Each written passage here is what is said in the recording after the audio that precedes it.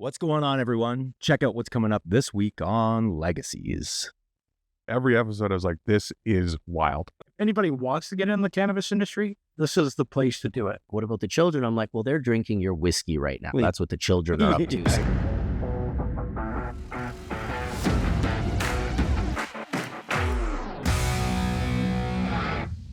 Hey, what's going on, everyone? Welcome to another episode of Legacies. I'm your host, Tom Ritchie, joined, as usual, by Mr. Wesley Bowles himself. Wes, how you doing? Good. How are you? I'm good, man. I'm good. I love studio days. It's just a complete break from everything else. I've said this before. For those that slog day in, day out, find something to break up your week. It's definitely necessary. Yeah, so good episode this week. We have a fucking legend joining us.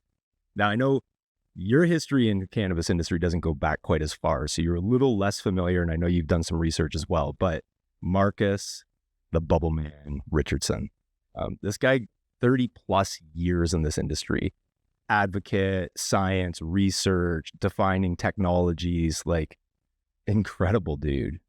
His list of accolades go on and on and on, and one of the most humble guys in this industry. So he's going to be joining us, which is exciting. We also have Randy Rowe, Grow Up Conference, going to come in and speak about that and the history of that a little bit, because there's not as many events as there used to be. Remember in the early days, 2017, leading into 2018, they're the big blowouts, right? Lift was huge at the time, and Grow Up was getting started. We'll get Randy to clarify this, but I'm pretty sure he started in Niagara region, and he's since, he's moved that to Toronto, and he's got it running in, I think it's Edmonton as well. So we'll learn more about that too. Pretty exciting. Yeah, jam-packed episode. I love the for Marcus, for Bubbleman. I love, he's obviously the creator of the Bubble Bag, and I love that from all my reading, he's kind of like that. That product is so synonymous that even non-bubble bag products are referred to as bubble bags. Oh yeah, I own some. It's like the Band-Aid I own thing, legit right? ones, but yeah, exactly. Yeah, it's like everyone calls them Band-Aids, but that's a brand name, right? And, Right. and same thing with, that's crazy to me that that we've got one of those in our own industry, We'll have which to is find awesome. out that eureka moment when he went through that, because like originally he started with hemp cultivation. So we'll certainly understand that story soon enough when we get Marcus in. I see you got your Nugz Happles sitting there. Shout out to Onell. Onell, thank you very much for making the trip and hand delivering these Happles. Also, I mean, these are gorgeous, right? Any glassware. I don't know. Well, hold on. We've talked about this, and you touching glass. So, Yeah, I'm being extremely careful. It's right. So it is beautiful. Cool. It's my good, like, for me, it's very thin glass, that piece, and it's like, yeah. And I know it's supposed to be like that, but for me, I'm like, oh shit, the one wrong move with that, I'm gonna lose it. But I do like how the stem is structured and built, because super convenient. Yeah, I have yet to try it yet. But I will christen this properly with some Nugz hash. I have not had a chance to try Nugz hash yet, but this company's doing it right? So this is Nico over at Cannara Biotech. Nugz is under Cannara, and they just do it right. It's very difficult to market your actual product, so the hash, etc. And you can do certain creative things, but the branding for this company is incredible. The design of the box, it's fun, it's playful, but somewhat reminiscent of what you would expect from high quality products like Apple, etc. Happles, that's funny. But yeah, really nice. I love, this is my favorite part. So this card insert comes in How to Happles in the box, and it's how to Happles, and they have these great little, let me get that centered there. Oh, the light's going to mess it up, but they've got these great instructions on how to use it. These are amazing. Yeah, super nice unboxing experience. Yeah, I mean, that's the thing, like for some brands, they're super hyper focused on the product itself, where, Nico and team, it may have just been Nico, I'm not sure. I know the guy's a creative genius when it comes to these things, but come up with an accessory then, right? Like, you can have fun on that side, and without getting into the inducement bullshit, but you can have fun, and it seems like they have. So I'm very much looking forward to it. Nico good job on that. Onell, thanks so much for hand delivering those. That's super, super nice of you. But I will christen it properly with some Nugz hash, and I'm sure I'll be able to find it because smart retailers I know have Nugz. Yeah, Wes, what can't wait else to has try been it. going on? I've been meaning to ask you this. I don't pay a lot of attention to SpaceX and all this stuff going on, but apparently Boeing is in the space race. Can I call it Boeing is in space the- race anymore? I don't even know. What's going on? It really kind of is a second space race kind of going on at the moment. I mean, you've got a bunch of different contractors, commercial contractors all trying to race to multiple areas. Manned spaceflight, reusable rockets is the way now for most because it's cheaper, it's driving the cost of each launch down. So you have competition in the space, which is great. And even Elon has said that, right? You've got things like Electron Labs. Competition is great for any industry. Yeah. So, but the Boeing stuff is related to their manned capsule, right? To actually send humans back. What's that called again? Starliner? Boeing Starliner. Starliner. Yeah, because you'll remember from history, we relied on Russian Soyuz capsules for a long time after the space shuttle was decommissioned. Because I didn't pay that much attention, but you certainly did. You geek out on this stuff. I mean, even as far as, you like your tattoo is very space oriented. But we relied on the Russian Soyuz capsule quite a lot after the space shuttle was decommissioned, right? And it made sending astronauts to space extremely expensive. Not to mention we're relying on a different nation and we're subject to all I like that you said to space and not to the moon. So as a space geek, Wes, was there ever foot stepped on the moon or what? Yes, I'm not going to get into that on the show. I would love to hear some of the. Back? That's the next question. I saw something somewhere about all the radiation belts or something, and there's no way you could ever do it. Well, I think one of the big reasons we never went back, we haven't been back since, is it was extremely costly. People need to remember that in today's money, those Saturn V rockets that were produced to send man to the moon in the 60s and 70s or whatever, it was extremely expensive, and it was only because they had the entire force of the government and budget behind them to be able to do that. And as soon as, Kennedy was out of office, obviously, and Nixon later on after that, that program got axed because NASA needed funding for other things, and it was just extremely expensive. But now, because we have commercial, that's why the second push is happening, really. I mean, NASA's had contracts with ULA and stuff to develop these massive rockets to be able to let the Artemis project to the moon, but that's extremely behind schedule, extremely over budget. And now because we have commercial companies like, SpaceX and Blue Origin and all that stuff, they can compete for contracts, and it's much easier and cheaper for them to get people back to the moon. But the hope is that we need to establish some foothold on the moon to make that trip to Mars that much easier, right? Yeah. Because you have a refueling, you have the ability to all this different stuff, The right? question is why we want to be there to begin with. I don't know why. I'm more interested in which cannabis brand will be first to put their flag. Right? That'd be good. Who's? I mean, Elon sent out the Sportster or whatever it was. Next, we need to see some sort of cannabis plants or something going out there. We'll see. Maybe it'll be Mars. We have to wait even longer.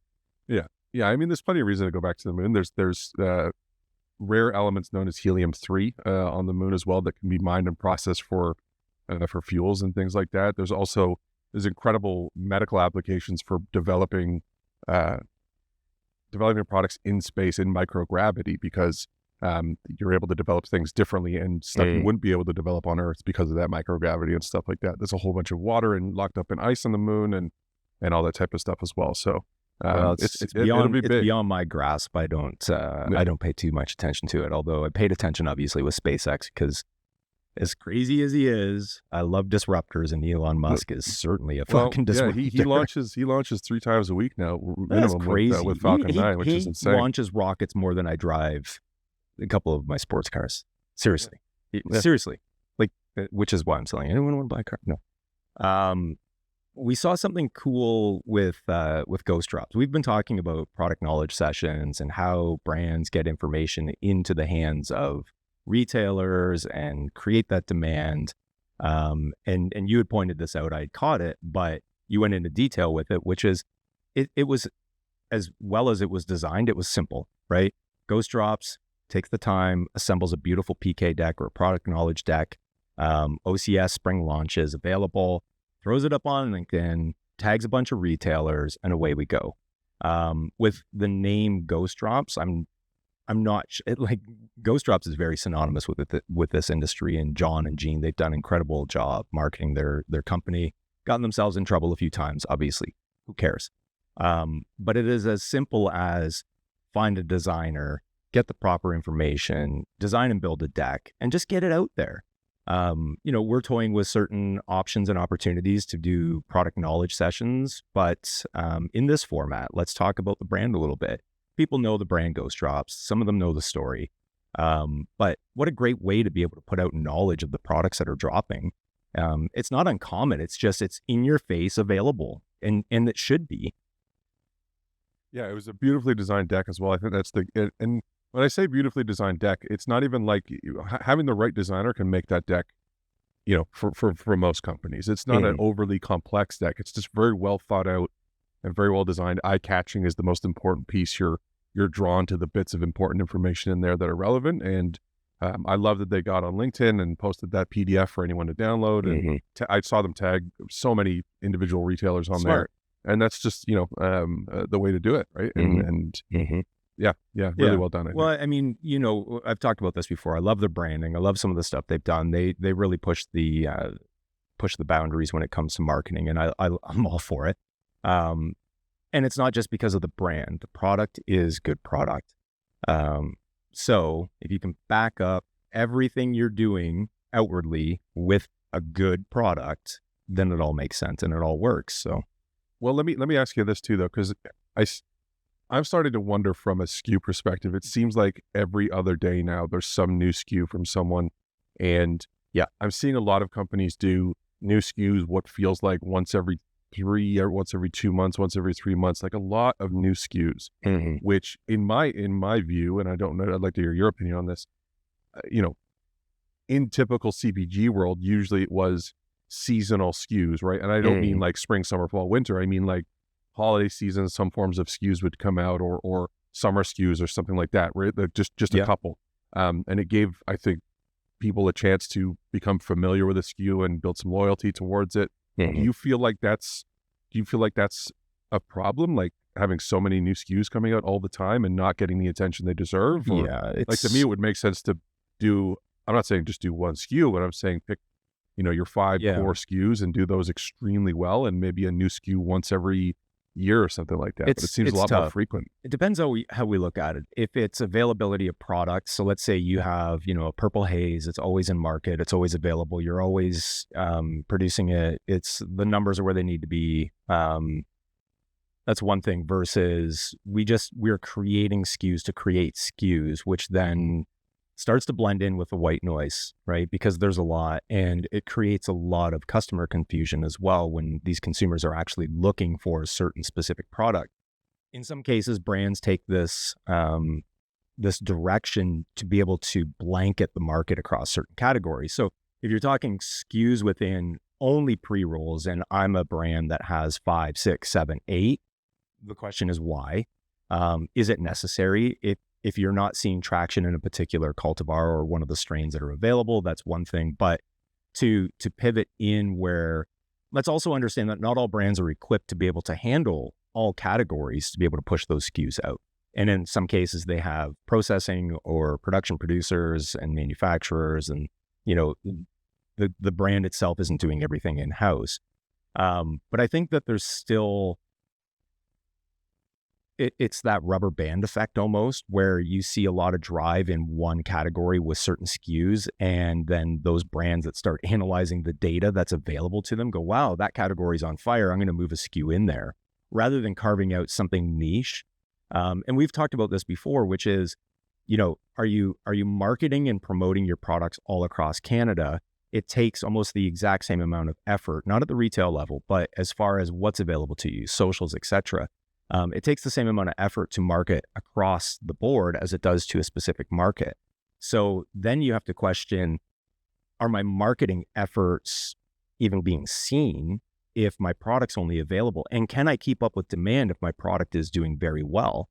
And it's so complicated because every province is different with distribution models. In some cases, you have general listings like OCS, and BCLD has a different distribution model as well.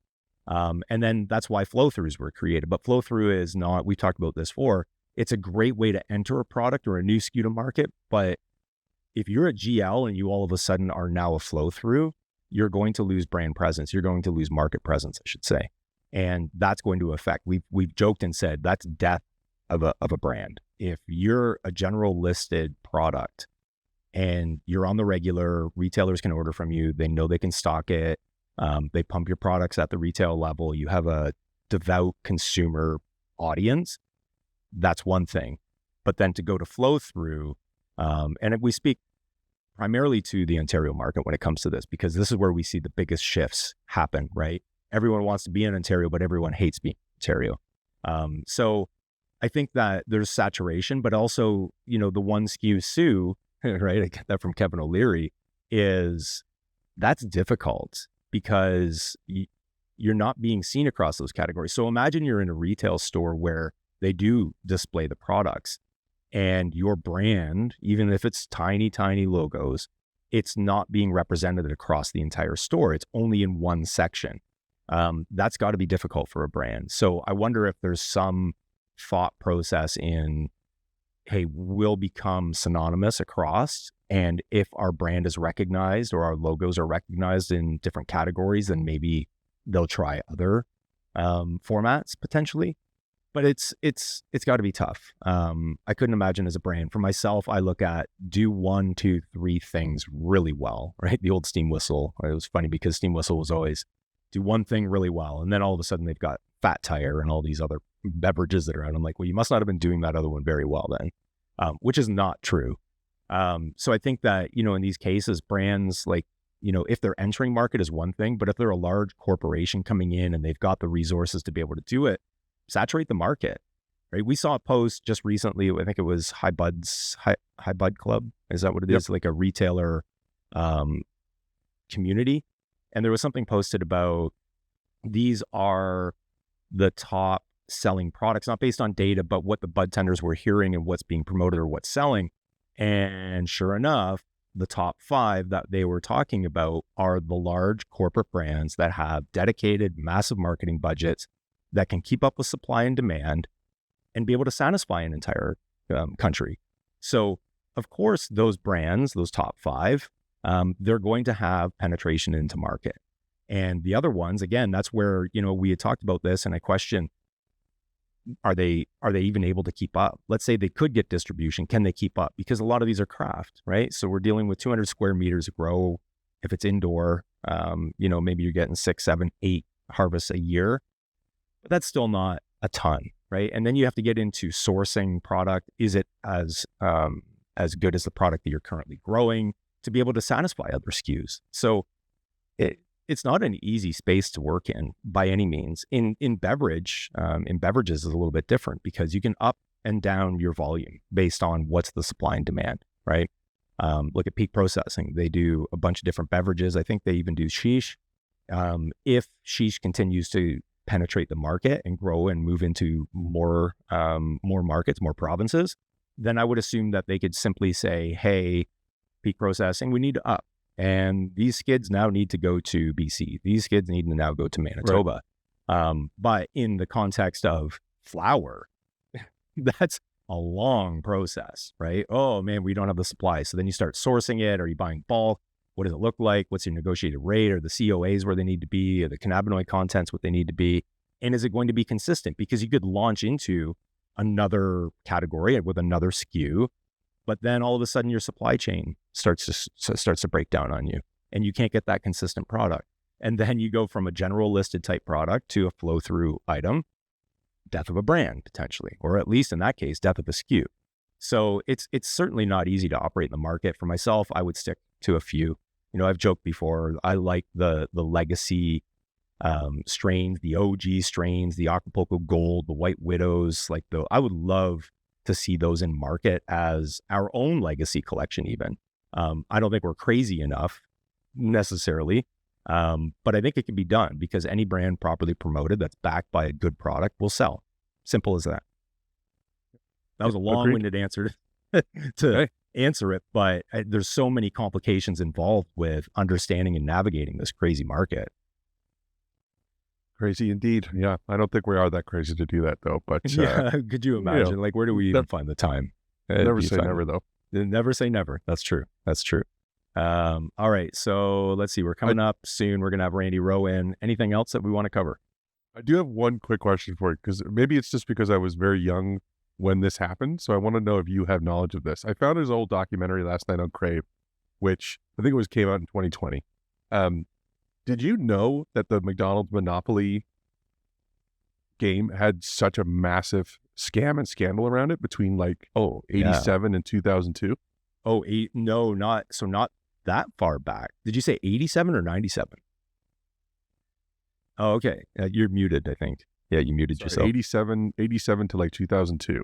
That long? I knew there was a scandal happening of some sort. I can't remember the exact specifics, but I do remember something about it. One was about prizes being available and claimed, and that pieces weren't available, so you could never complete your collections. I know there was something to do with that, but what did you see? What was going? I watched McMillions. It's called McMillions on Kyp. Okay, and it was about McDonald's didn't actually create the Monopoly game. They had a third-party marketing firm called Simon Marketing develop this game, and it was hugely successful. It actually apparently boosted every year that ran. Their sales went up 40% each time. What? It's one of the most successful fast food playing it. I wanted to play it. It was super awesome. Yeah. Yeah. So apparently one of the guys responsible at Simon Marketing for actually going to the printer and taking they would take a batch of winning instant tickets, the $1 million instant prizes, put them in a briefcase, and two people would accompany that briefcase chained to their wrist to the production run and actually put those randomly in piles, right? Okay. But apparently, this one guy was in on it and was taking those tickets, replacing them, the winning tickets, replacing them with blanks or common non-winners. Yeah. And then was selling them to people he knew.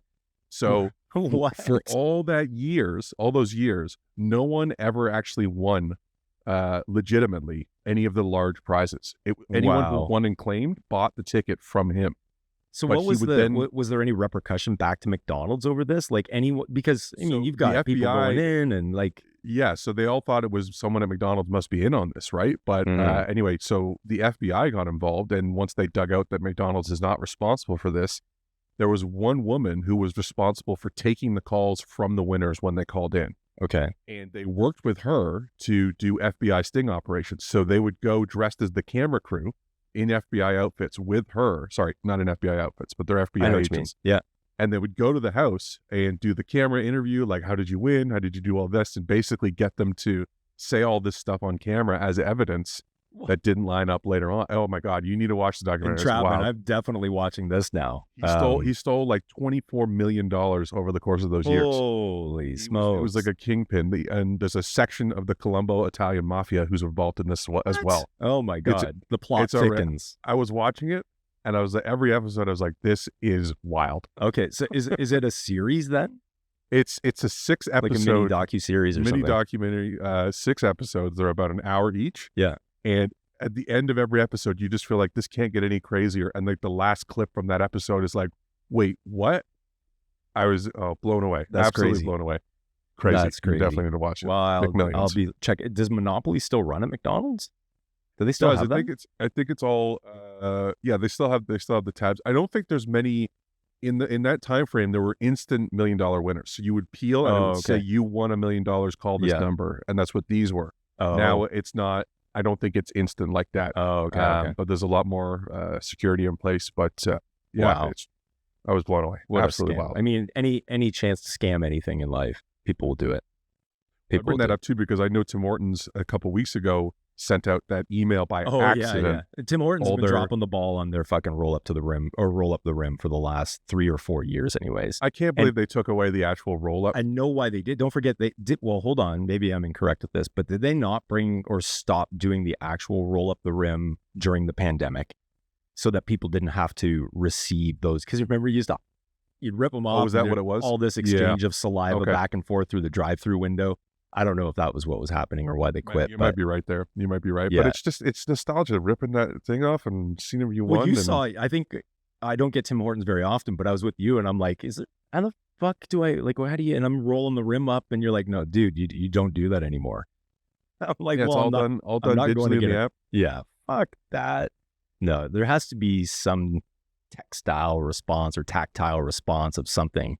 Otherwise, it's just not fun. And that's what I loved about, McDonald's. I wasn't a big McDonald's consumer, but when you could get those pieces, and they would give you a not full size, but a McDonald's pamphlet rollout with Monopoly board, Right. and you right. could stick them to it, and then you collect the. Yeah, that was a blast.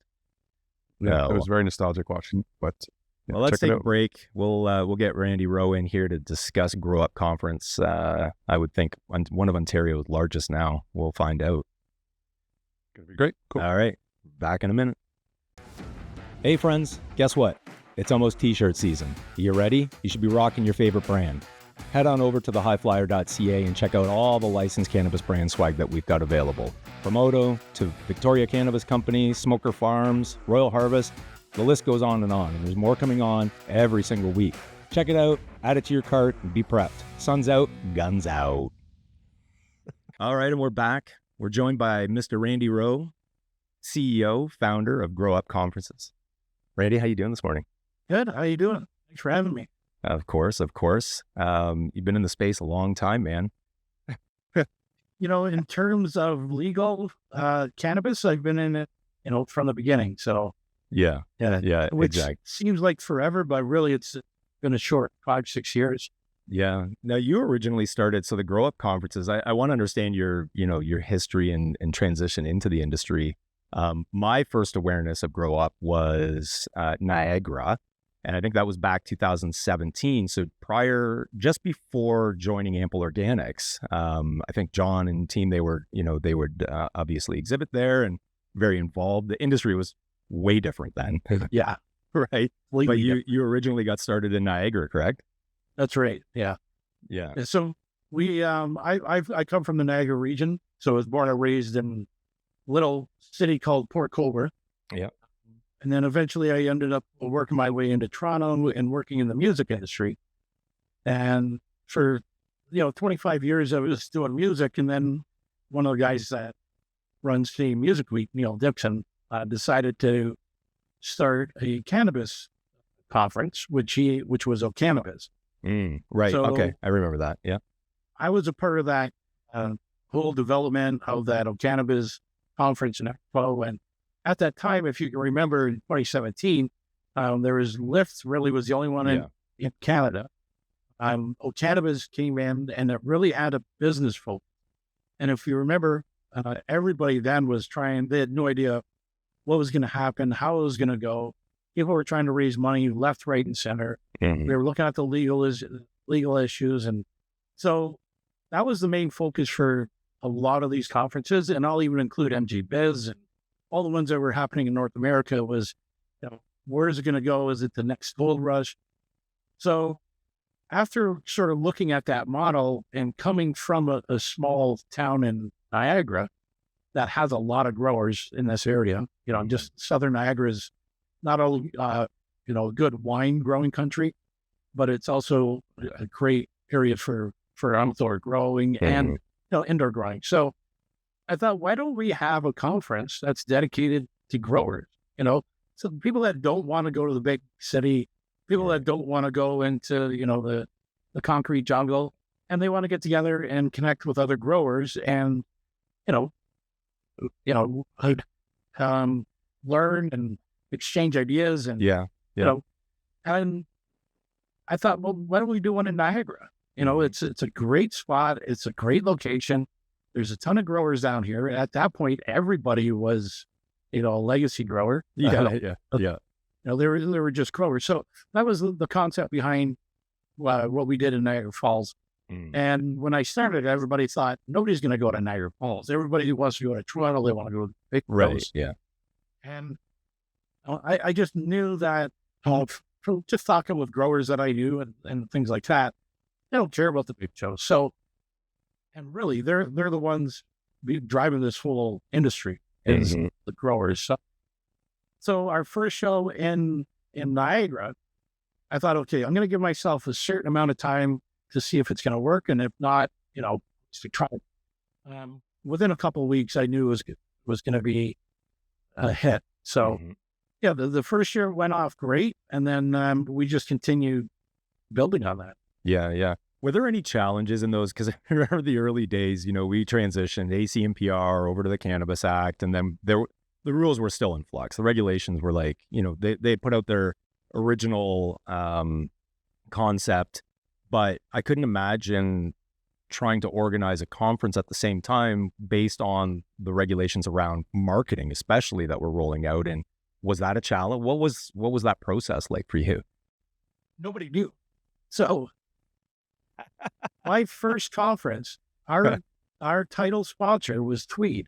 Oh, okay. Yeah, right? yeah. And I put Tweed's logo on everything. And we advertised on the radio and all the newspapers, the Toronto Sun. We had full page ads in there, and that we had everybody's logo on there. Yeah. We didn't know.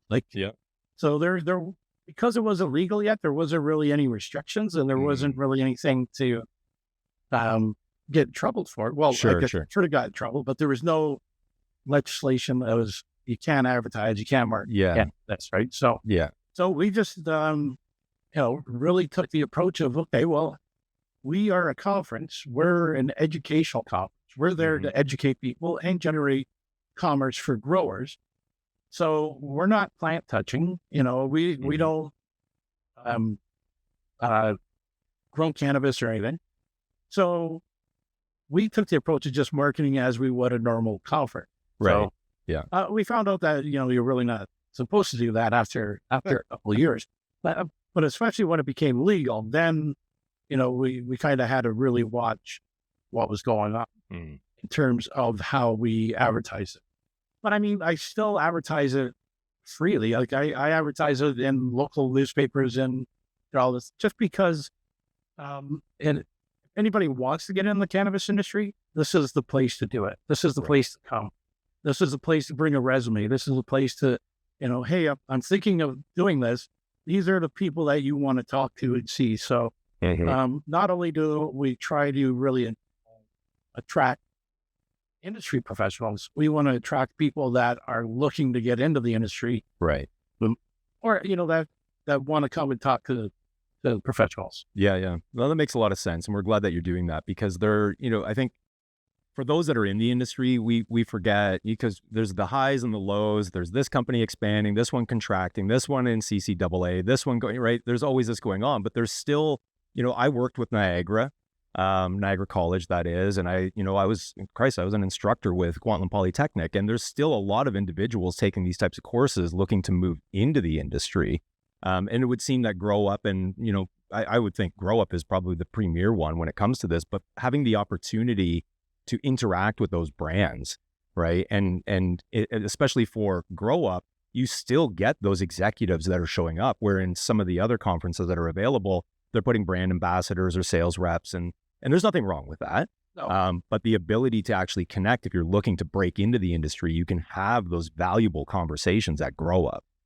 So how long in Niagara before you went, hold on, maybe we need to, because that was your roots. You cut your teeth in Niagara, you're from the area. Did anyone give you the middle finger? Why are you moving? Why are you leaving it? Why are you taking it away from Niagara? Now I got to drive to Toronto, you asked. But what was that like? So well, here's how the transition went. 2017, 2018, and 2019. Every year we pretty much doubled in size in terms of attendance and people and booths and people that were coming. And it was pretty solid. I mean, everybody was coming to Niagara. And then, of course, the pandemic came. Once the pandemic came, we were able to squeeze in a show, which was actually, it was in between that area where they allowed 1,000 people to gather. Okay. And then must have been like a 1 month window that we had already planned this event, months before. So we got that 1 month window. We were able to do a show in Niagara. That's when we rented the Skyline Tower, and we threw a party at the top of the Skyline Tower, which was epic. Yeah. But so when that came, it sort of changed everything in the whole live event industry. Doesn't matter whether it's cannabis, whether it's music, everything just came to a screeching halt.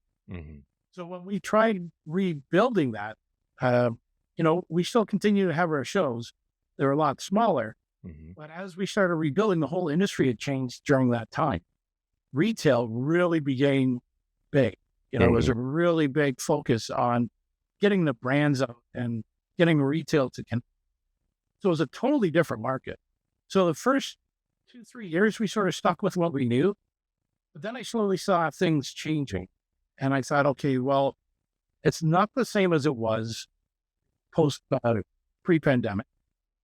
Completely changed. And then emerging out of that, when we did our show in 2021, I actually had plans to go to Victoria in 2020. So we went out, we looked at the place. We already had dates aligned for Victoria in 2020. And of course, the pandemic sort of puts all that. So we pushed that back to 2022. And the reason that I sort of ventured off out of Niagara is because I kept getting a lot of the comments of, you know, we love coming to the show, but we're coming from the West Coast. We're coming from Alberta. Oh, yeah. You know, and it's a lot. And I thought, okay, well, there are enough growers in BC, you know, obviously, to do a show out there. Like, why don't we do a show out there and have it driven by the growers on the West Coast? So can't go do an Ontario show out on the West Coast. You got to do a West Coast because, I mean, it's a totally different community. Yeah, well, absolutely. So the thinking was, okay, let's do a show out west and we'll do a show in Niagara. And I thought, okay, that's something that's manageable. So if you can't make it to Niagara, you can make it out to the BC. And again, I stuck to the Victoria area, which it wasn't Vancouver. It's not the big city, which sort of led to the grassroots of what Grow Up. Right. You know, focused on the growers. So when we did that, sort of coming out of the pandemic, we did a show in 2022 in Niagara. This was after our Victoria show. So we did 2021 in Niagara. We did our Victoria show. We had Jim Belushi out there. It was a fantastic event. And then we came back and we did one in Niagara. Well, when we came back to Niagara, things had changed in Ontario. All people were interested was in, you know, retail, getting their brand out there. It was a totally different work.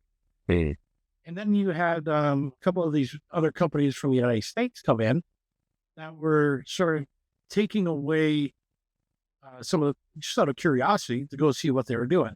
Right. So it started to hurt, I wouldn't say my attendance, but it thinned out the pool for my exhibitors and speakers and sponsors and attendees to interact with the people that they normally did, because there were so many shows at that point that people are like, okay, well, I don't know what show to do.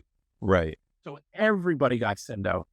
And I thought, you know what? There's too many shows going on in Ontario. I'm going to take a break from Ontario for a year. You know, it's kind of like that Friends episode. We were on a break. So I had a lot of growers say, come to Alberta. Like, we got a ton of growers out there. I thought, you know what? There's a shit ton of growers out in Alberta. Why am I not doing a show out there? Yeah. So the more I looked into it, the more I thought, okay, I'm going to go where people need me. I'm not going to just build up shop because everybody's doing a show. Right. And everybody's doing a show, but they don't know what they were doing a show. And there was just too many of them. I thought, okay, you know what?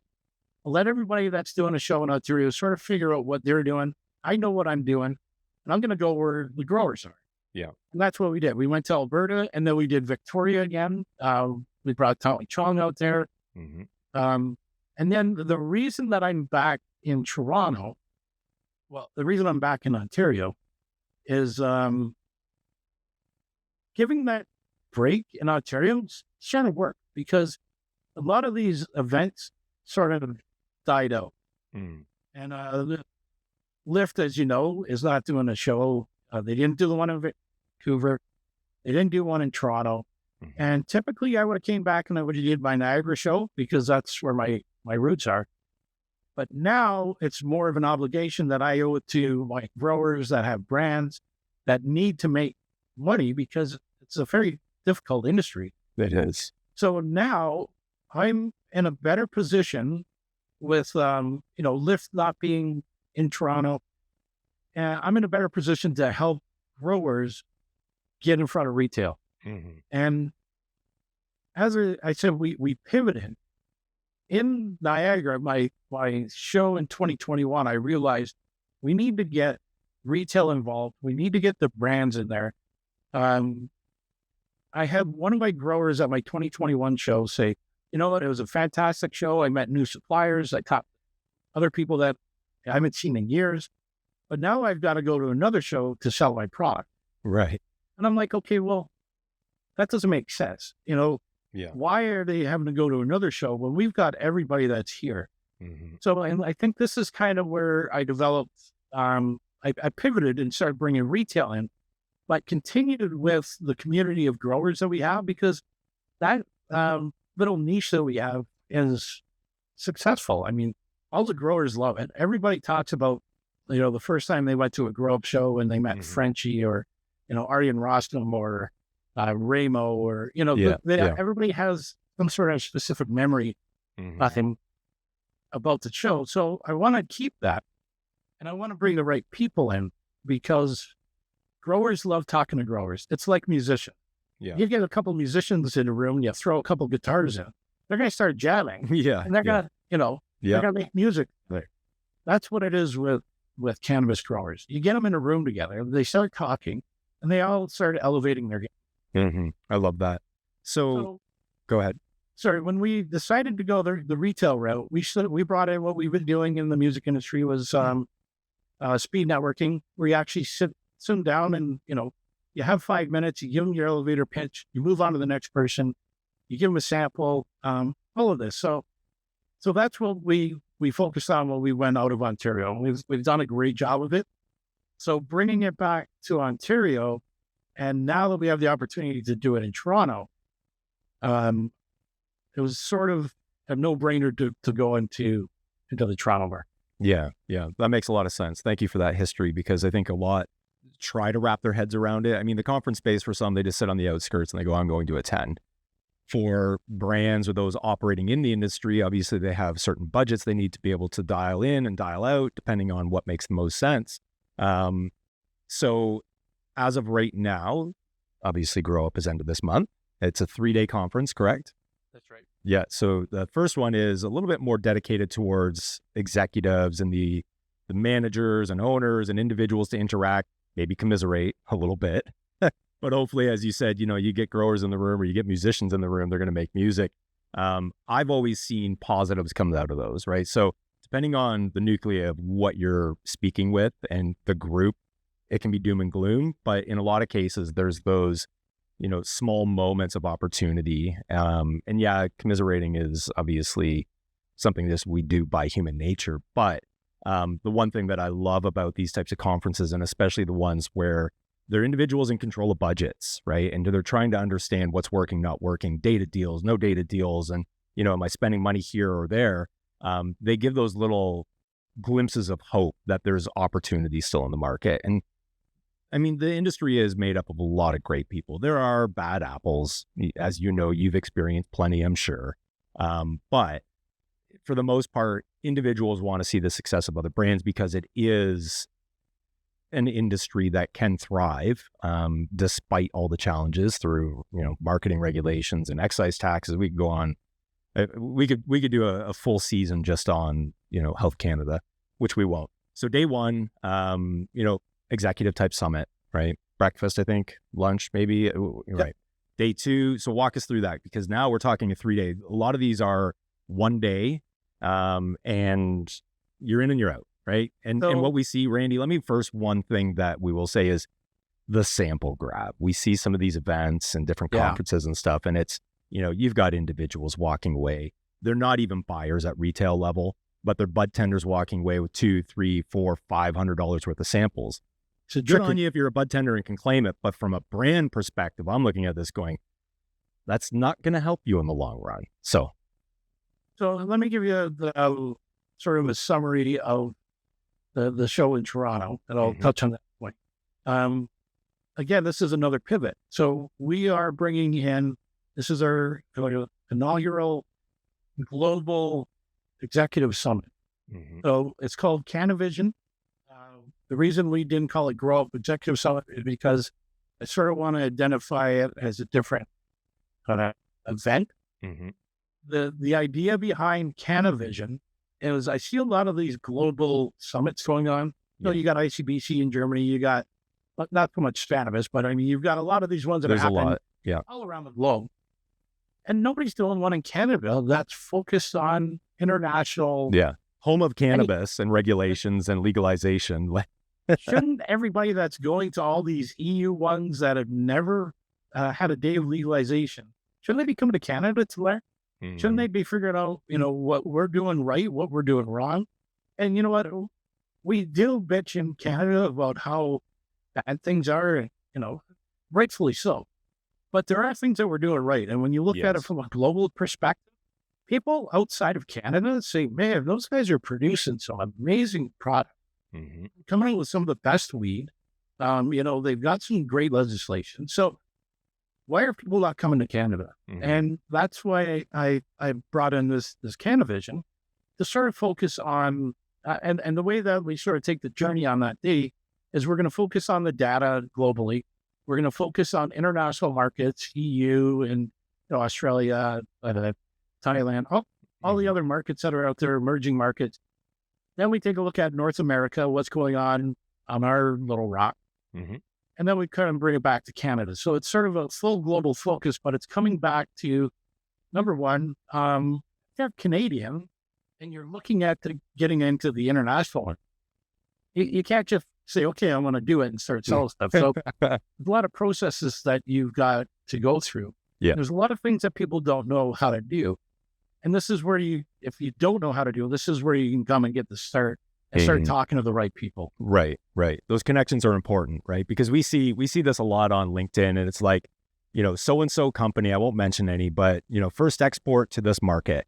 And for some, they're just high five and they're like, yeah, that's great. Good on you. They have no idea, right? I work with a European company. They have no idea the amount of work it takes to get an export from Canada to Germany, right? Or even Israel. I mean, we've seen challenges with that, but no idea, right? Because we're just doing the celebratory, high fives.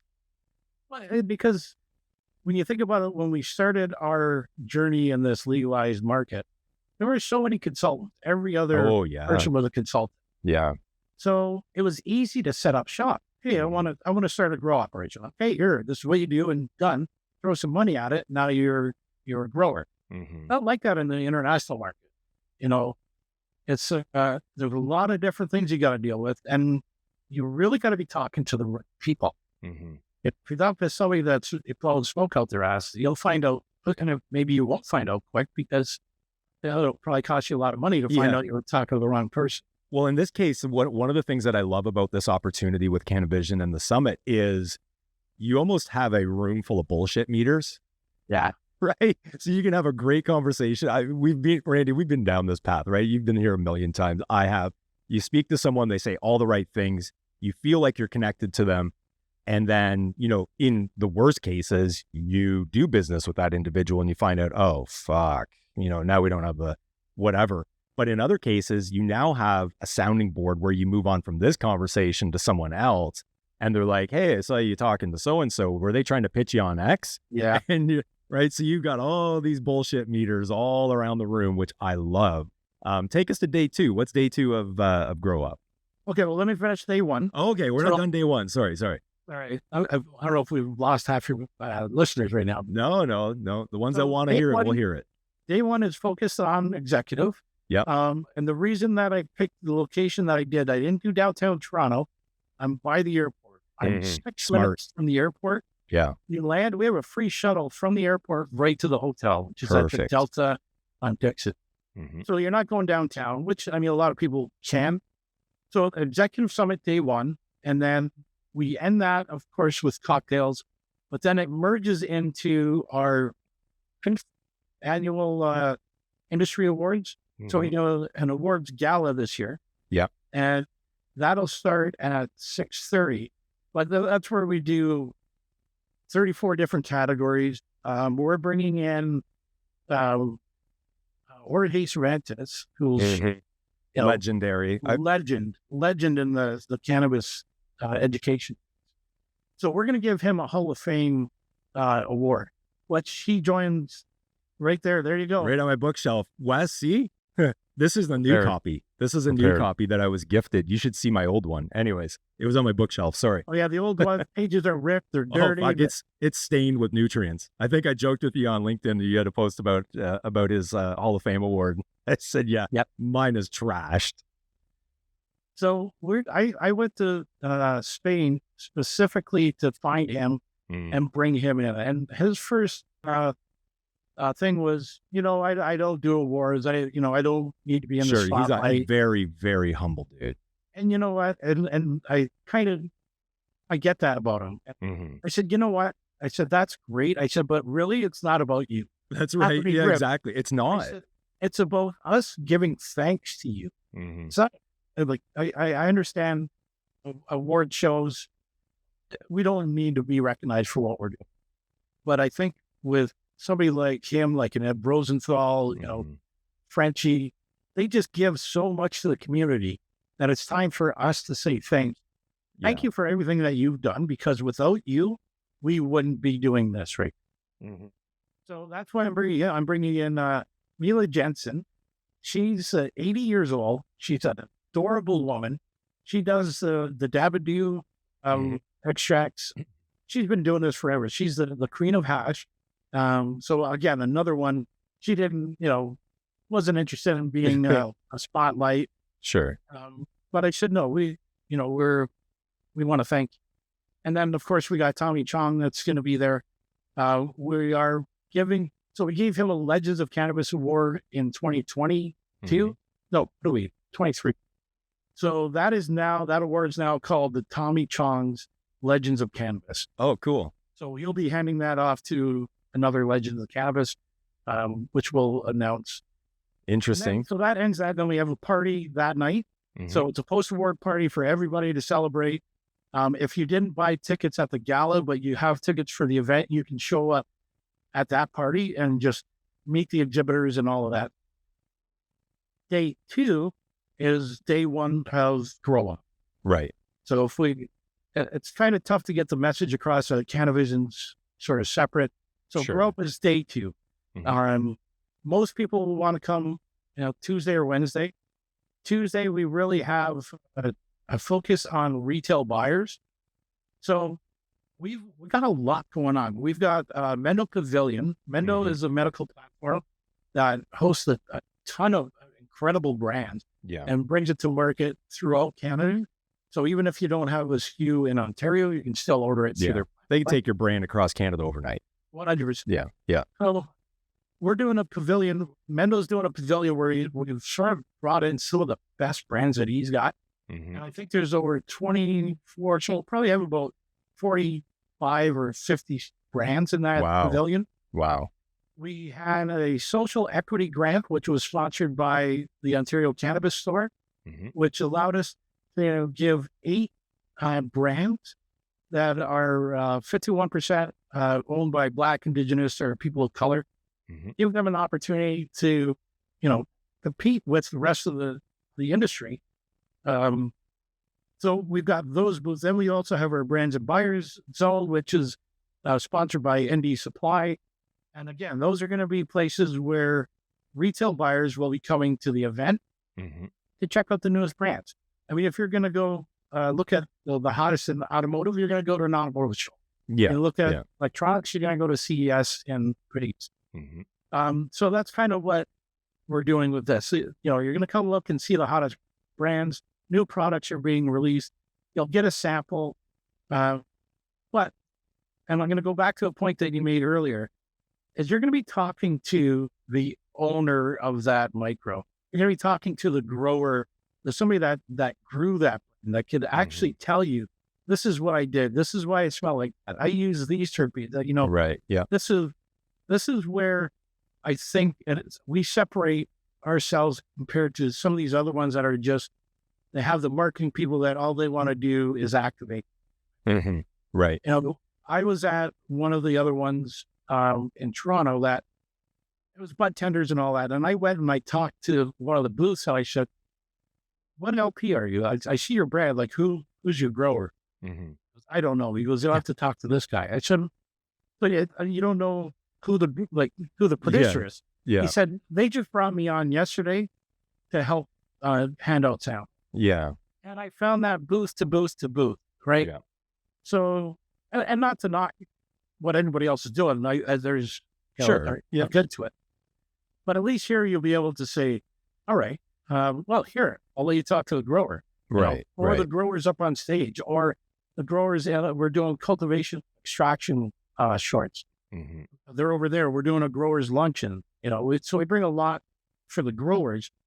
So those retail guys are out there, they're going to have their head full of knowledge and walk away with some product that they can actually go back, evaluate.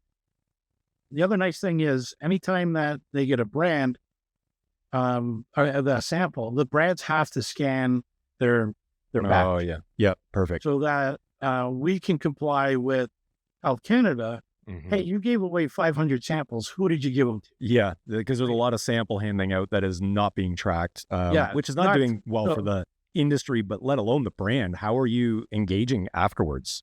If somebody from Health Canada said you gave away 500 samples, show me. Mm-hmm. Well, at least we can pull up the scan report. They'll tell you who you gave a sample, what the sample was, what the sample size, and how have all that information. Then after the show, as a brand, we can follow up with them. Right. And hey guys, we gave you a sample of, a half-gram sample of this. What do you think? Mm-hmm. Can we get it in the storage? Let's give you a box, that. And so at least there's a level of follow-up, and then you can generate the return on the show. So, and that's with bud tenders and retail. And then we also do our speed networking, which I mentioned. Yeah. So if you're going to go to one day, Tuesday would probably be one of the bigger days. We also have, of course, our party on Tuesday night. Yeah. So I think one of the things that I always hear, the biggest compliment that makes me happy is that we throw some of the best parties. And well, you come from the music industry, right? So Right. and working in that space, so you should, and you're wearing a Biketoberfest shirt. So yeah, it should be legendary. for me, it's about, okay, if you're going to be here for Grow Up, you're going to be here 2 days. So you're going to have a hotel room on the Tuesday. You're going to be here till Wednesday. You want to do business. Mm-hmm. Like you want to come here, you want to do business, you want to talk to people. We have a consumption lounge and I'm going to keep open till 1 p.m. Wow. Like that's, Wow. That's for most of the businesses though. A lot of people don't like going drinking, and we have bars and the after party has drinks, and Mm-hmm. we have a consumption lounge at the after party, at both after parties. But at the hotel, I've got a consumption lounge that we're keeping open till 1 p.m. That's awesome. 12 or 1, depending on how many people are out. Sure. So the whole idea behind our networking parties is it's not blow your head off with music. It's not, you can't talk to the guy next. Yeah. You want to go because you're there for 2 days. And while you're here for 2 days, you're going to do business. You're going to meet somebody that's going to further your company or your education. Mm-hmm. And, it's going to happen. You just got to put yourself at the right spots. And these networking parties are a perfect chance to do that. Yeah. Seems like it. Right. And then we move into day 3. What does day 3 look like? I mean, Day you're 3 already, you're giving me anxiety with how much planning this must have taken, man, because there is a lot of moving pieces, which obviously you've got a team as well. That's why I look hungover. What's So- day 3 look like? Day 3, we've got a focus on bud tenders. Mm-hmm. So bud tender, we're doing a $25 ticket because they're the lowest paid worker in Unfortunately. industry. Yeah. after cultivation owners. Yeah. After the brands and the LPs After. themselves. Yeah. But in terms of employees, and again, it's the same thing. We're going to bring them out, and we not only do we just have sampling, we've got 4 or 5 sessions dedicated to bud tenders. Oh, very So cool. we're going to talk about product knowledge. We're going to talk about curating the right menu and not. So we're going to give them education while they're there. Mm-hmm. So they'll be able to talk to some of the top growers in the industry. They'll see some of the hottest brand.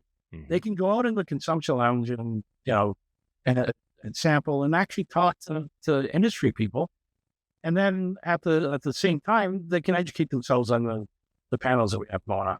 Yeah. We also have the growers luncheon on Wednesday. So if you're a grower, it's by invite, but you can sign up. And if you're accepted, that's being presented by Quality Horticulture and Hawthorne.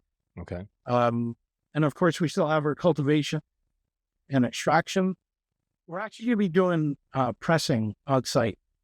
Yeah, and you're going to have Bubbleman himself there, correct? Well, Bubbleman, who's going to be on, I think, either after me or just before me. Don't know. Okay. Yeah, he's we've got him lined up. He's going to be on this show. Yeah. Okay. So, yeah, he's going to be there. They're going to be pressing on. So, yeah, very, very cool. Well, I mean, the amount of work, obviously, that goes into this, and this isn't the only one. You're talking about Toronto and your, Nexus and how everything happened, and you come back to Toronto. You've got Edmonton coming up too, but we're going to focus solely on this for the time being, and we're looking at May 27th through 29th, happening, it's at the Delta, correct? Delta on Dixon Road. Delta on Dixon Road. Your journey into the industry and what you've been doing for it are nothing short of amazing, because again, there's a lot of events, and some have their place and others they all have their place. It's just depending on, but for this, it's good to see that those opportunities are still there for the business owners, right? That have the chance to connect, but also it's catering to a larger and wider audience. And then you had mentioned, as you shift into Edmonton, there is this business networking, everything that's going on, the Toronto and the Victoria ones, but there is a slight shift towards supporting the consumer, because the consumers are still very confused. Yeah. Right. And you don't see a lot of consumer attendance at most of these industry type events. There's no value for them to come right now. Mm-hmm. So right now, I look at Grow Up. Originally, it was just growers. Now it's got retail. Now we're bringing an executive. So the last part to do Grow Up is that last 90% to make us a full 360 will be consumer.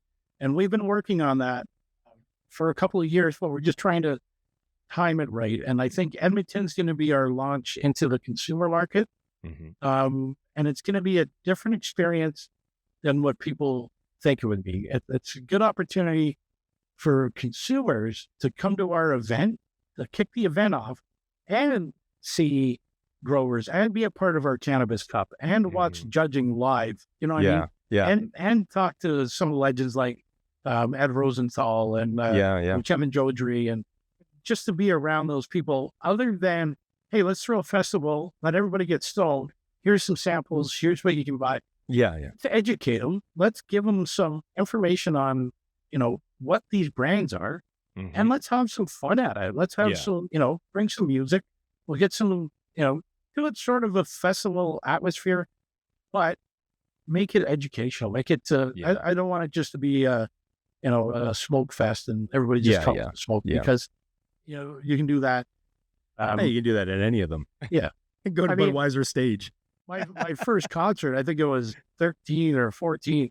As soon as the lights went down, my lighter went up. And so that's typically the way it is. And regardless of what it is, even a few years ago, I saw the Pixies at in Toronto, and I'm like, oh, they won't smoke in here. Within 2 seconds, there was joints being passed around. As soon as the lights go down, everybody's lighting up. Well, I'm glad that there is we had talked about this, is that, with Legacies and the High Flyer, one of the things, we support brands, we support retailers, we do all of that, but we have a big focus on attracting the consumer, but not only attracting them, is once we've got their attention, we want to help educate. And that could be by way of, talking about brands, what's available in the market, consumption habits, education, but really it's about education. And the root of it is understanding the industry. For the vast majority of people, they may, if they're alcohol consumers or bev alc consumers, they have a general understanding of the way that industry works. And there's a disconnect there, I think, with, the general consumer of cannabis and the cannabis industry. So very exciting. My last question before we let you go, I know you're busy. Your phone's gone off a couple times. Probably your team going, where the hell is this guy? We got work to do. I should put that on silent. Yeah, no, it's totally fine. Shows the realistic nature of what you're doing. But why not the East Coast yet? Okay. We went out to Halifax for the first time about 3 months ago. Okay. And I think that's going to be on the horizon. Okay. We've talked to a lot of good people out there. One of our biggest advisors is Av Singh, Okay. You know, Av, he's from the East Coast, and he's a legend out there. But we talked to a lot of cultivators out there. Nova Scotia is run by the province, same with New Brunswick. So I think for us to do a successful show out there, we need to get a program developed with the provinces that we can get their support, because all of their employees that work, I'm using Nova Scotia as an example, that work at their retail stores don't necessarily know a lot about cannabis, because they work at the beer stores and the liquor stores. And so now part of their... Well, it's time to level up their game for sure, especially with, I think it's Cannabis MB moving to privatization, right? So they're going to be rolling that out. Hopefully Nova Scotia follows, but... So that is, that's on the horizon. And I think it'll be a smaller set. So just to sort of give you a glimpse of where we want to go, Toronto, Vancouver, Calgary will be 2025. We're going to do Edmonton, then we're going to go to Calgary 2025. And then we want to do some of the smaller East Coast. And I love it. Love it. Well, Randy, thanks for joining Legacies. You're an absolute legend in the industry that understands this space probably better than any. You've been, the rise and fall of certain areas. You've been through the pandemic. You've survived. We'd love to see it. I mean, you want to do something East Coast. You've got connections. We love our brand partners out there. We talk to them all the time, and we're like, let's do something. But for us, I mean, that's not our expertise. We certainly do not want to organize an event, but we'd be happy to support it. So looking forward to the Grow Up Conference. Anyone that has not got tickets, especially those that are listening, the Canavision, you need to be there. That's number one, but make sure you're there. It's probably the funnest, I would say, industry event that you could attend. You're going to remember being there. You'll definitely, especially when you've got the lineup of individuals that are not only handing out awards but receiving awards. Absolutely great. So, or you won't remember it. on Depending how good that party is. It depends if the consumption area is open till 9 or 1 a.m. So we'll see. And if you don't remember, you better have some scars or something to show that you were there. Exactly. Yeah, that's right. That's right. Well, Randy, thanks so much for joining Legacies. Thanks for giving everyone an update of what's going on and all the incredible things you're doing with Grow Up. I appreciate the time. Absolutely. Look forward to seeing you. Yeah. Thanks, Randy. All right. Thank you. Wes, I'd go crazy trying to plan all that stuff that's going on. The logistics involved in something like that are mind-boggling. There's one thing that I've never really been involved with. I've done a lot of things, but in event planning, I'm a planner as just by nature. That's what I do, but I couldn't imagine organizing an event of this magnitude. Just breaking down the pieces alone, like I do some booth design for some brands and stuff like that on some of these events, and that portion of alone, organizing printers, organizing the booth layout, and making sure awards are ready to go. Have they been printed? Are the pamphlets? Do we have the QR codes to be able to scan on the lanyards? No. No. Yeah, super big, but no, really grateful that he's doing it. Well, Randy's only 28, it's just it's aged him. No.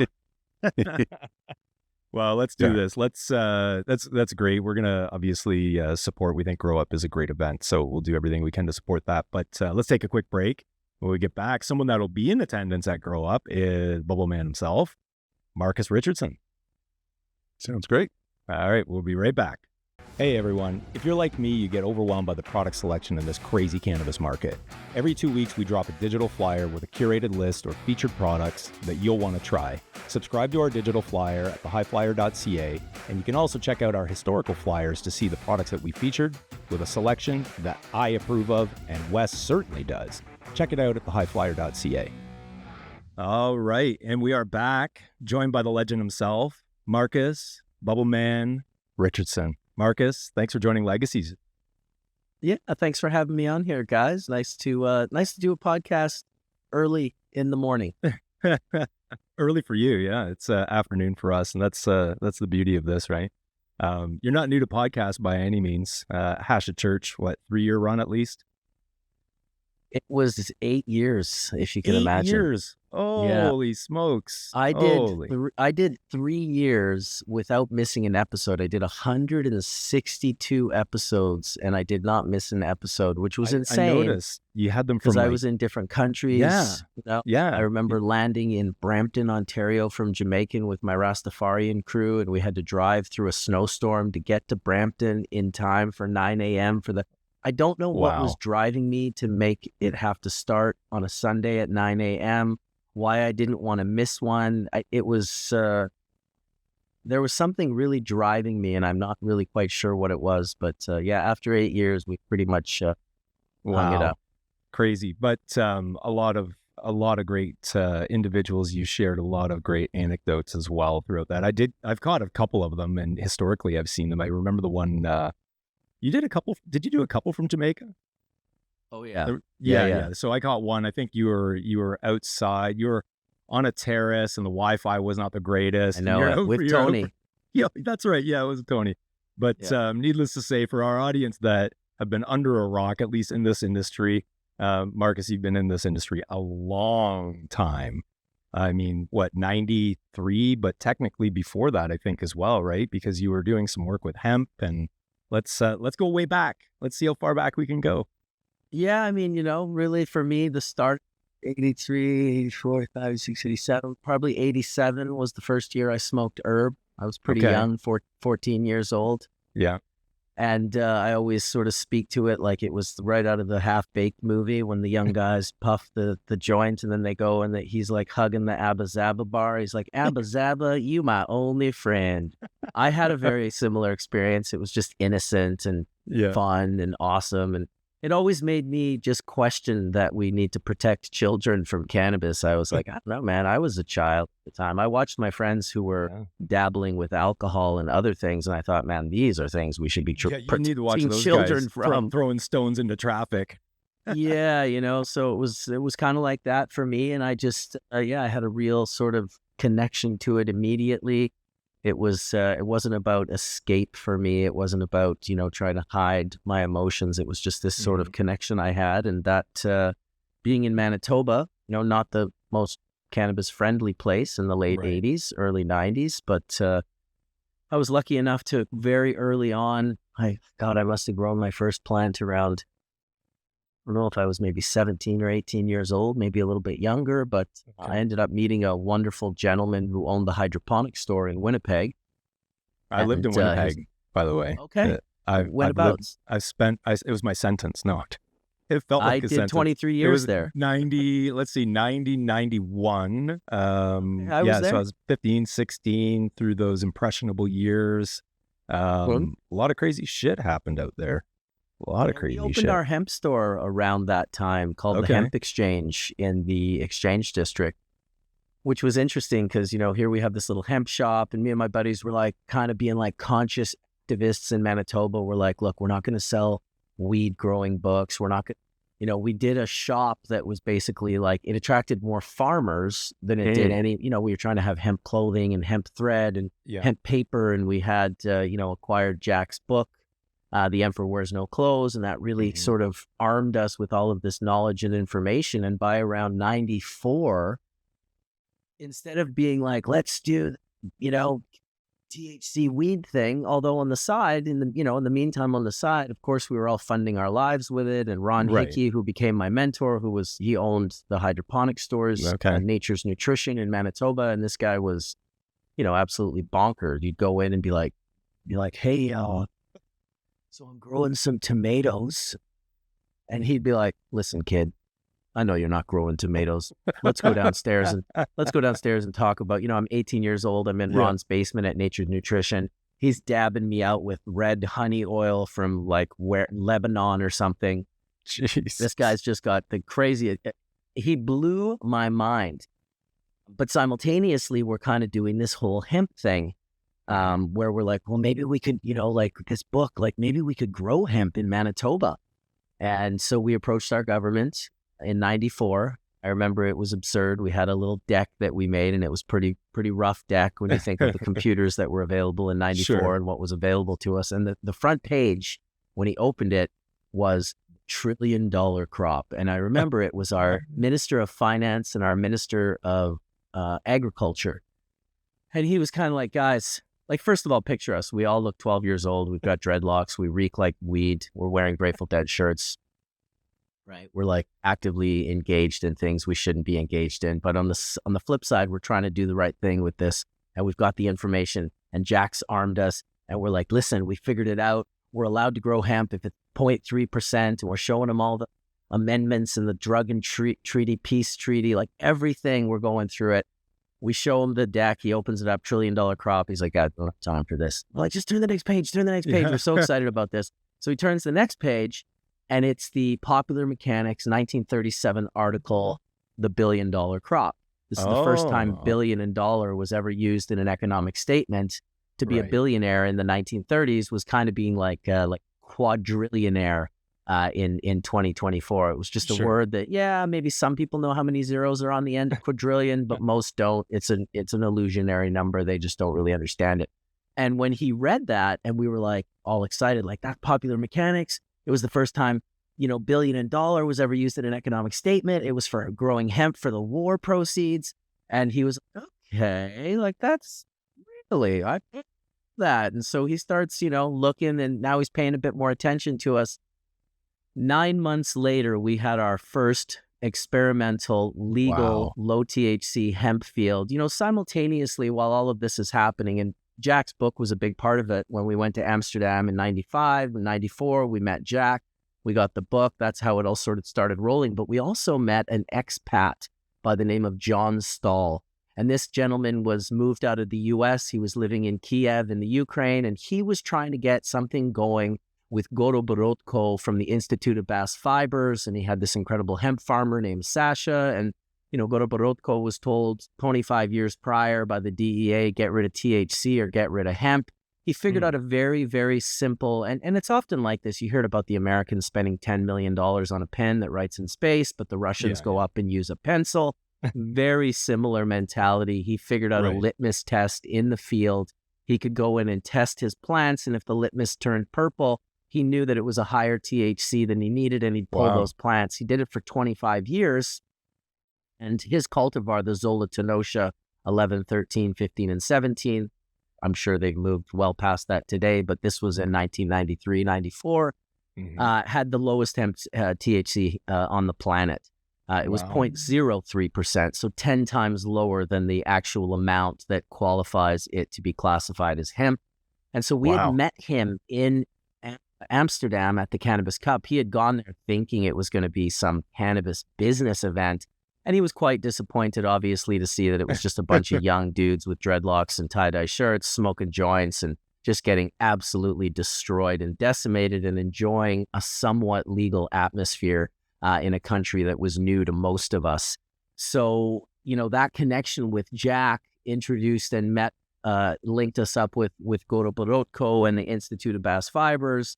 And so, actually I'd been in a car accident previously, like 6 months prior, and I ended up getting a pretty decent return for that accident. It was about $25,000, a lot of money for me at the time. I put it all into Zola Tenosha. We ordered like 5 or 6 tons of Zola Tenosha, which I'll never forget the funniness of it. We had a hemp event a couple years later to promote all this. And Donnie Wershafter, who's a big hemp guy, Ohio hempery, OG, like true OG, 70-plus-year-old dude, lawyer, brilliant guy. He was actually the one that found the decorticator information from Jack's book and realized that he was actually a relative of Schlichtenstein, the guy who invented the corticator. If you know the decorticator story and how it was buried and then the cotton ginny was invented, it's a whole experience of how hemp was kept illegal. The infrastructure was never built and cotton blew up and hemp disappeared. Right. So, we ended up getting this low THC hemp seed, and we told our minister, look, the 0.3%, we could do 0.03%, because of course, nobody cared about the implications of it saving the planet or being good for Canadian farmers. It was all about like, well, we have to protect the children.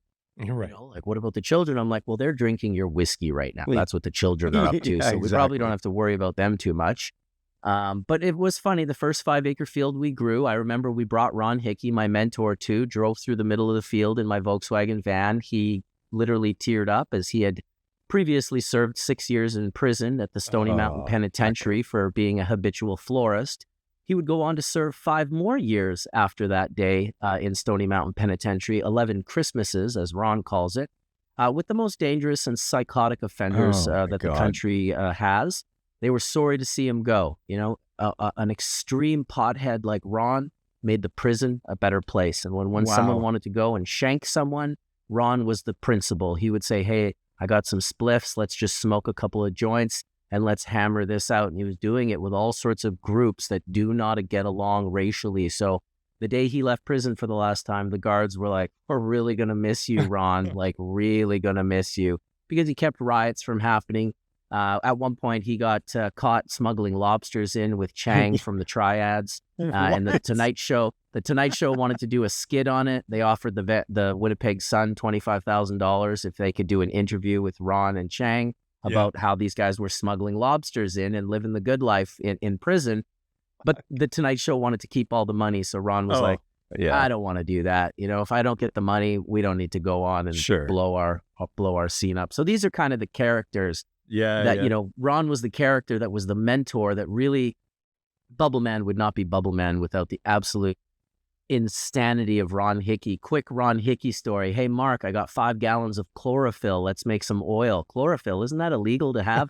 Oh, yeah, it's super regulated. You're not supposed to have it at all. The RCMP have numbers on it. But my buddy's got a lab, and he bought a 5-gallon bin, and then we poured it out, and we gave the empty bin back to the RCMP, and they don't know any better.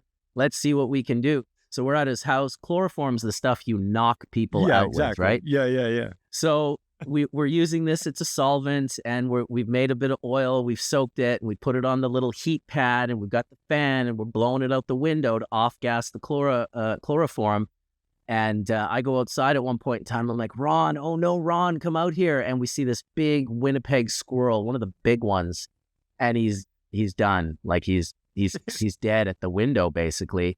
I guess we chloroformed him to death. And Ron is just like, Ron is a sensitive human being. He's like, oh, this is not good. This is not. So he goes and he picks him up with the shovel and he brings him inside. And he's kind of like borderline upset and crying over this squirrel.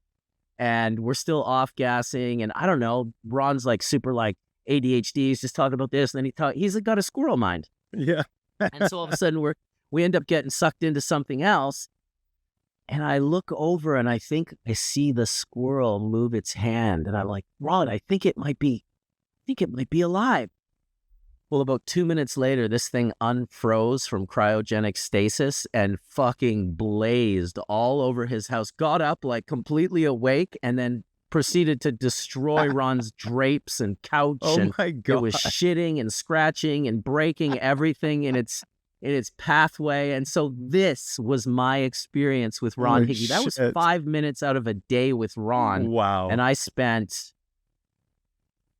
14 to 18 hours a day with Ron. I'd go with him at 10 in the morning, and I'd come home sometimes the next day at 6 or 7 a.m. Wow. We'd go to every grow in the city that he had secretly set up with every insane gangster that you'd possibly imagine. I looked like I was 11. Nobody wanted anyone to know they were growing weed. He brought me to every single grow. And when they had a problem with it, he put them in their place and let them know if they wanted him to keep being the doctor and setting this up and doing this the way it needed to be done, that they were going to accept me. So, you know, I'm 17, 18, but I look like I'm 10 or 11. And I'm at like I'm learning from like the man himself. So, you know, we ended up bringing him to the hemp field. Our first 5-acre experimental field was grown in 1995. Hemp did not become commercial as an entity you could profit off of till 1998. And really by then I had moved to British Columbia. By 96, actually, I was out. My partner stayed in Manitoba. They created Manitoba Harvest, which they sold for $135 million US, which then that group sold for $419 million to the Tilray group. So good success. It's at all the grocery stores. We affected the world with our hemp activism. And I'll tell you, our supporters would say things to us like, oh, you're going to get hemp growing in Manitoba? That's awesome. That'll happen when hell freezes over. And I'm like, are you from Manitoba? Because hell freezes over literally every year here. Every year, And so it happened really quick, 9 months. You know, I kind of got the idea through my partner, Martin, that maybe it was best for me to leave now. I'd actually built a grow with Ron, a secret grow in my basement, rented a beautiful house. He put this secret door under the stairs, and I had this like 1,200 square foot chunk of the basement that was now hidden.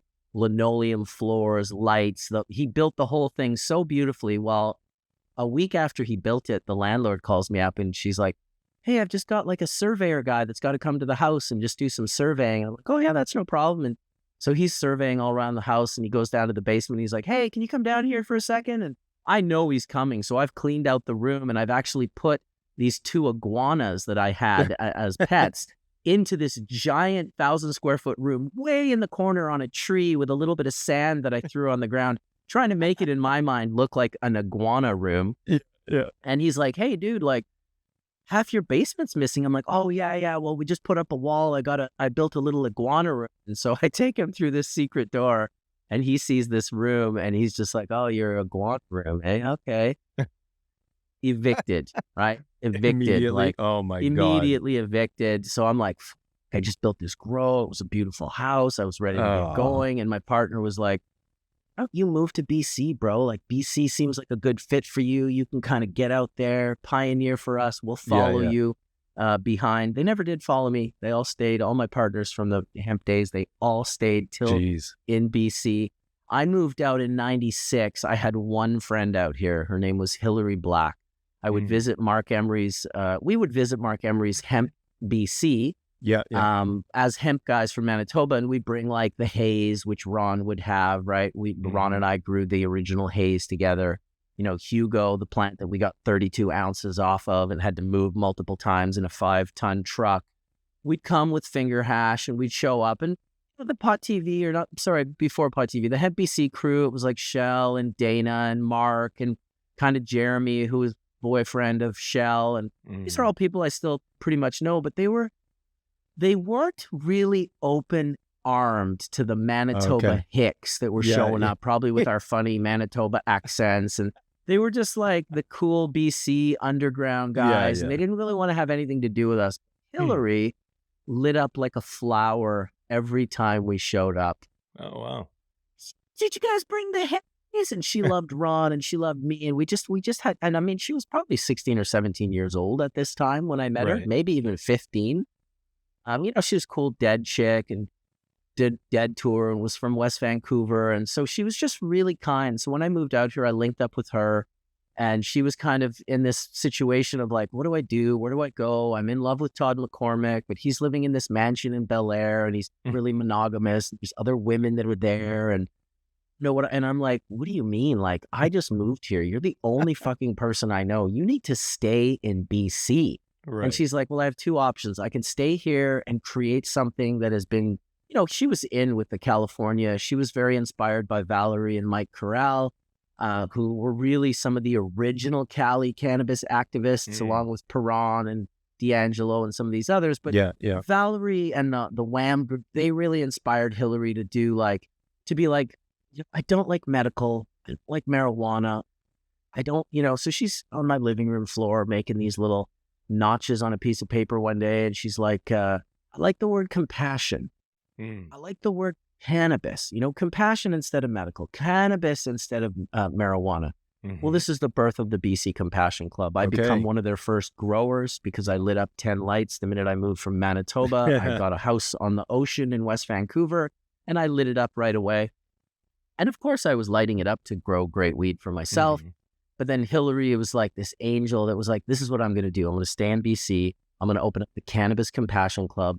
I'm going to sell cannabis to the most vulnerable people in our society. And those are the homeless, the mentally ill, the drug addicted, and the terminally ill. And when I say those 4 things, these people have all of them. They do not have 1 or 2 or 3. They have all of them.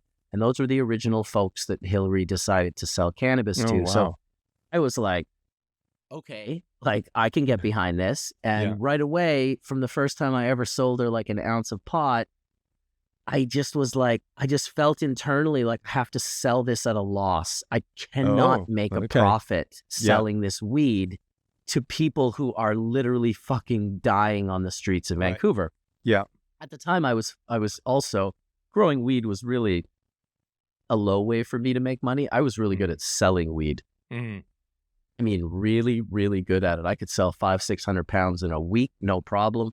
I had a penthouse apartment overlooking Stanley Park, which was two-floor apartments. I had a 5,000 square foot mansion in West Vancouver on the ocean. It was completely insane. Driving a Volkswagen van, like totally potentiating my stereotypes, long hair, just total heat score, selling mad dope weed. And what I wanted to do for the club was once I sell them my weed at a loss, and then I'm like, I can't even buy weed as good as what I just grew for as cheap as I just sold it. So what I started doing was I started creating a level of philanthropy. And I really have to give the credit to Hillary. It's not like I was some special philanthropist. What happened was I was a broker, and I was brokering cannabis, buyer really more than a broker. But brokers would make $100 a pound selling pounds of weed. He sold 100 pounds, you get like 10 grand in the 90s. And so I always told Hillary, look, anyone you introduce me to, like, I want to make sure you get your money. And she had introduced me to this guy. I use his name to this day. And I don't even know if it was his real name, although I do think it was. He was a neat guy. He was a buyer from America. He would come to the Vancouver, rent out the suite at the Fairmont in downtown Vancouver. He'd put up like $300 giant posters of John Coltrane and all his favorite musicians. He just put them in the suite. The guy was so baller, right? And so he went by Dustin Bowles. And so that if you ever get an email from my Hotmail account, it's like that. What am I doing right now? Oh, I'm just Dustin Bowles. Yeah. I'm just Dustin Bowles. And so this was this guy. And so he bought a fair amount of weed. And I thought Hillary should benefit from that. And she said, listen, Mark, I can't allow any type of illegal activity to affect the integrity of what I'm trying to do. So please, I don't want any money. Wow. Yeah. And so what I did was I made sure that her share always went to the club. And so people always, you're so generous, you're donating. Like I'd go buy a couple 100 pounds out in the Okanagan, and these outdoor grower guys would, their pounds were like 460 to 480 grams. And so I'd pay a 20-year-old kid to go through all 400 half pounds and pull out the 20 extra grams that were in each one. And so, you do that times 400 and you end up with pounds of free weed. So I would go and drop it off at the club, and then they'd give like everyone an 8 for Christmas, or they'd, there was a whole variety of ways they'd give it out. And then even, at one point I was trying to get, novel with it. And I feel like I helped the club kind of a little bit in this sense, in the direction that I would go to this healer that Hillary turned me on to. He was a really amazing sort of Reiki guy, Gordon Barnholden. And, one day on his table, he literally had me like floating on the table. I'd never experienced anything like it. He was an acupressure guy, not Reiki, sorry. Yeah. So he got me to the point where I literally had my eyes closed and I felt like I was floating on the table. And I thought, I need to share this with the Compassion Club. So I would pay Gordon for full days to go to the club and give massages and acupuncture to different people. Well, very cool. The club ended up becoming this place with herbalists and healers, and the club would use the profit from their own little bit of profit that they made from their members to give back 150% to their members. So you could go and get, an herbologist to give you like a free consult. You could go get a massage. You could go. And so this is really how the Compassion Club built and grew into this. And I certainly take no responsibility or sort of like credit for doing that. It was really all Hillary.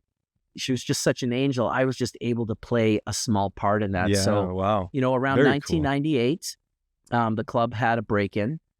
Actually, their break-in was hilarious. The guy drove his car right through the front windows. And then he like dragged this like 180-pound safe as far as he could. And he got the door just open just enough to release the stench of the like 11 pounds of Renee that was in there. Renee being like an old school, like we called it pot to get you busted. It was like a skunk pheno.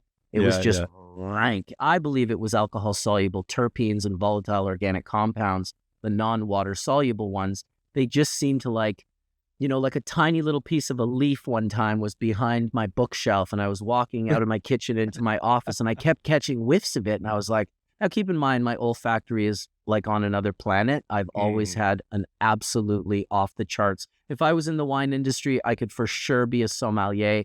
And I'm not talking about like, oh, I want to be a sommelier. I'm talking about sensory science involves a certain level of olfactory, and you either have it or not. If you have blind spots or uber sensitivities, that affects your ability to smell accurately. It does. And so I'd get down on my hands and knees. I'm on the other side of that. Yeah, which is, it's a lot of people like are. It smells good. I get where you're getting these, but I'm all stuffed up all the time, guys. Well, let me tell you, there's more bad smells than there are good smells in the world. So having a heightened olfactory is like a much more of a pain in the ass. It's great when you get a wonderfully produced synergistic meal, or if someone produces something in the flower that you really love, but bad breath and body odor and like just Manitoba nasty fields being plowed and covered in pig shit.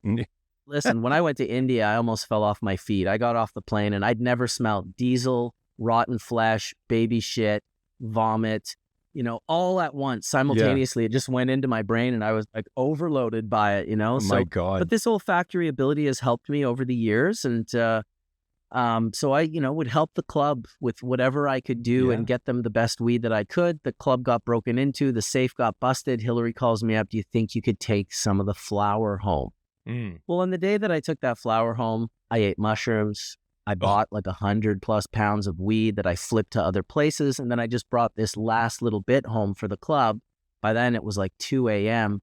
I was at my good buddy Kyp's house, actually. Kyp Rowe? Yeah, Kyp Rowe. Yeah, we were flipping peas together back in the day, and I was at his house, and I was like, "All right, dude." He's like, "Do you want to sleep over? Like, I can." I'm like, "Oh, like I had my mule with me, the guy that was going to take this back to Manitoba, and he was kind of like he wouldn't have had a place to sleep. He was going to be on the floor, and I was like, no, I'll take him back to my house." I pull out of Kyp's place. Right away, when I pull out of his place, I swear I see a cop in the back lane down the way, but I kind of I'm like, whatever. There's cops. Yeah. Undercover too. Oh boy. I drive from Kyp's. I drive all the way back to my house. I get to the entrance of West Vancouver. So I come over the Lionsgate Bridge. I go over around the Cloverleaf and under, and there's a roadblock at 2:30 in the morning. And the guy's standing there with a clipboard and he's letting cars through. He's not stopping or talking to them. When he sees me and he looks at my plate and he looks at his clipboard, he's like, "Stop."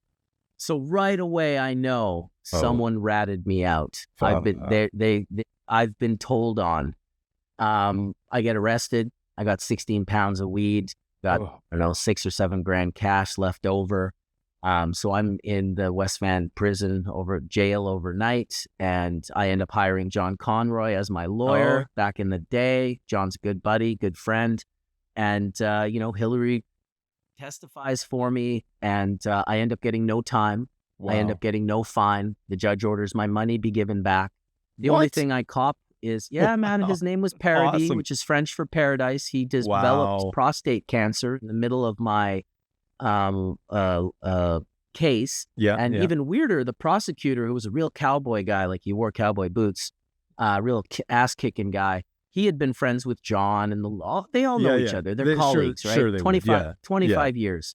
So they do their deals outside. Well, I'm sitting outside with John, and his lawyer comes up and sort of separates John from me, and he takes him over to the corner, and then John comes back, and I'm like, "Well, what was that all about?" And he's like, "You're gonna believe?" I'm like, "Well, what's it about?" He's like, "Well, apparently me and the prosecutor have a mutual friend who's in the hospital right now dying of cancer.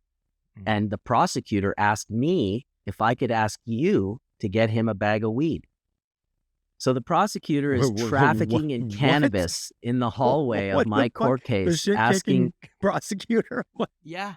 So I did. I got him a bag of weed, and I thought, you know what, it's all going to be okay. When I first entered the system, I was worried, and back then in the 90s, I don't know if you know this, but anything over 3 kilos, you were looking at a maximum fine or time of 25 years in prison. So they've changed that. I'm sure you guys know now it's 14 years. Yeah. And when people heard that 14 years, they lost their mind. They're like, 14 years? How could you?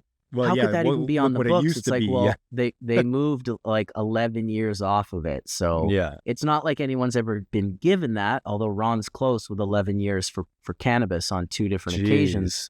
It's, so it changed my whole scene. I was no longer able to sell weed. I got rid of the penthouse. I got rid of the house on the water. I was kind of like, wow, like I was really good at something and now I can't do it anymore. What am I going to do? So I end up meeting a gentleman who had a set of bags that he had gotten in Amsterdam that year in 98. Called isolator bags. And he said, you can try them. So I there was a 2-bag set. 200 micron and a 70 micron, although nobody knew the micron numbers yet because the company selling them didn't want people to know them. Sure. So I, take these bags and I make a couple batches of hash, and it's not good. I'm not inspired. Nobody knows how to dry it. It's wet. It's weird. It's just weird. Yeah. And so then Breeder Steve calls me up one day, who Kyp was, of course, the right-hand man for Steve for many, many years. Went to Lugano and did all that amazing experiences, which I also I was there for a lot of that as well, and have a whole bunch of experiences with Kyp in Lugano. And so Steve comes over, he's like, hey, I got some shishka berry, it's the yellow line. So if, for those of you that know the shishka berry, there were two lines, the red and the yellow. They were both Afghan lines. Yeah. And so this was the yellow line, and he brought just some trim over.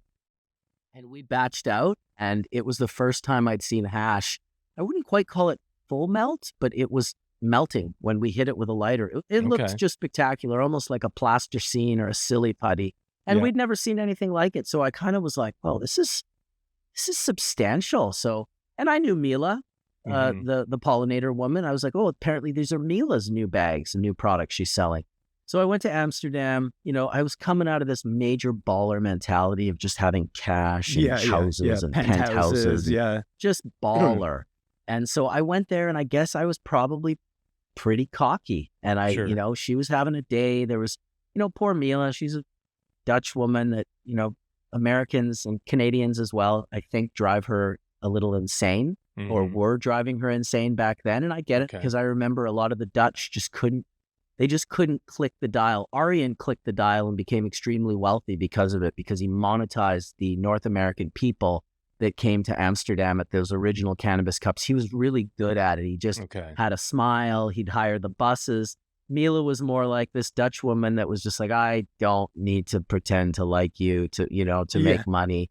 And so I kind of offended her that day. I was like, look, I had problems in Canada. I want to be the distributor for isolator bags in Canada, and I'll buy like 1,000 sets.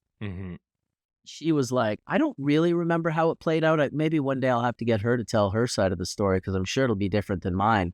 But I just remember the end of it, which was like, she kicked me out of her store and called me a silly American. And I remember being at the door and going, Mila, don't forget, I'm a silly Canadian. And I sort of slammed the door and left. I went home with my tail between my legs, and I told my wife, who's extremely quiet and shy, and very, very, very rarely will she say something that is so massively profound that it shifts our entire lives. But she has done it a couple of times. And she did it when I got home, and I said, I don't know what I'm going to do. I can't sell weed anymore. This isolator idea, I really thought it was the idea that I was going to do. And she just looks at me and she's like, well, why can't we make our own? And I was like, I don't know. I never thought about it. How? I don't know how to sew. Like, I don't even know where to buy this. There. Yeah. I'm like, I don't even know where to buy. She's like, listen, go buy some screen and some nylon, get me a sewing machine, which I did. Then I went and bought a digital camera, which was the Sony CyberShot 2.1 megapixels. Oh, wow. I had one of those. $19.99. It was a great camera. We did this, right? Silver one. Yeah, I had one. Yeah, it was the silver one, the original. And so I bought a computer. I bought the Bernina sewing machine. I bought the camera. It was a 6,000 Canadian dollar investment. Wow. And the Bubble Bag company was born. I named them Bubblebags. I named them Hash Bubble Hash. I named myself Bubbleman. Not because I was trying to be cool, because I was trying to own something. It was honestly out of respect to, two things. I didn't want to call it hash, because hash to me was contaminated swag from a third world country of people who aren't really stoked on where they're sending it to. They're not sending you their best, is what I knew about hash. The good stuff was staying back. Of course. And the rest of it was getting cut massively when it landed in Montreal. So even the people that were sending it from Afghanistan and Morocco and Lebanon and Nepal and India, it was never really getting to the market the way it should have gotten to the market. And so there was that aspect of it. And then there was also the aspect that I didn't want to step on the shoes. Keep in mind, those isolator bags, to me, I didn't know how new they were. I didn't know if it was...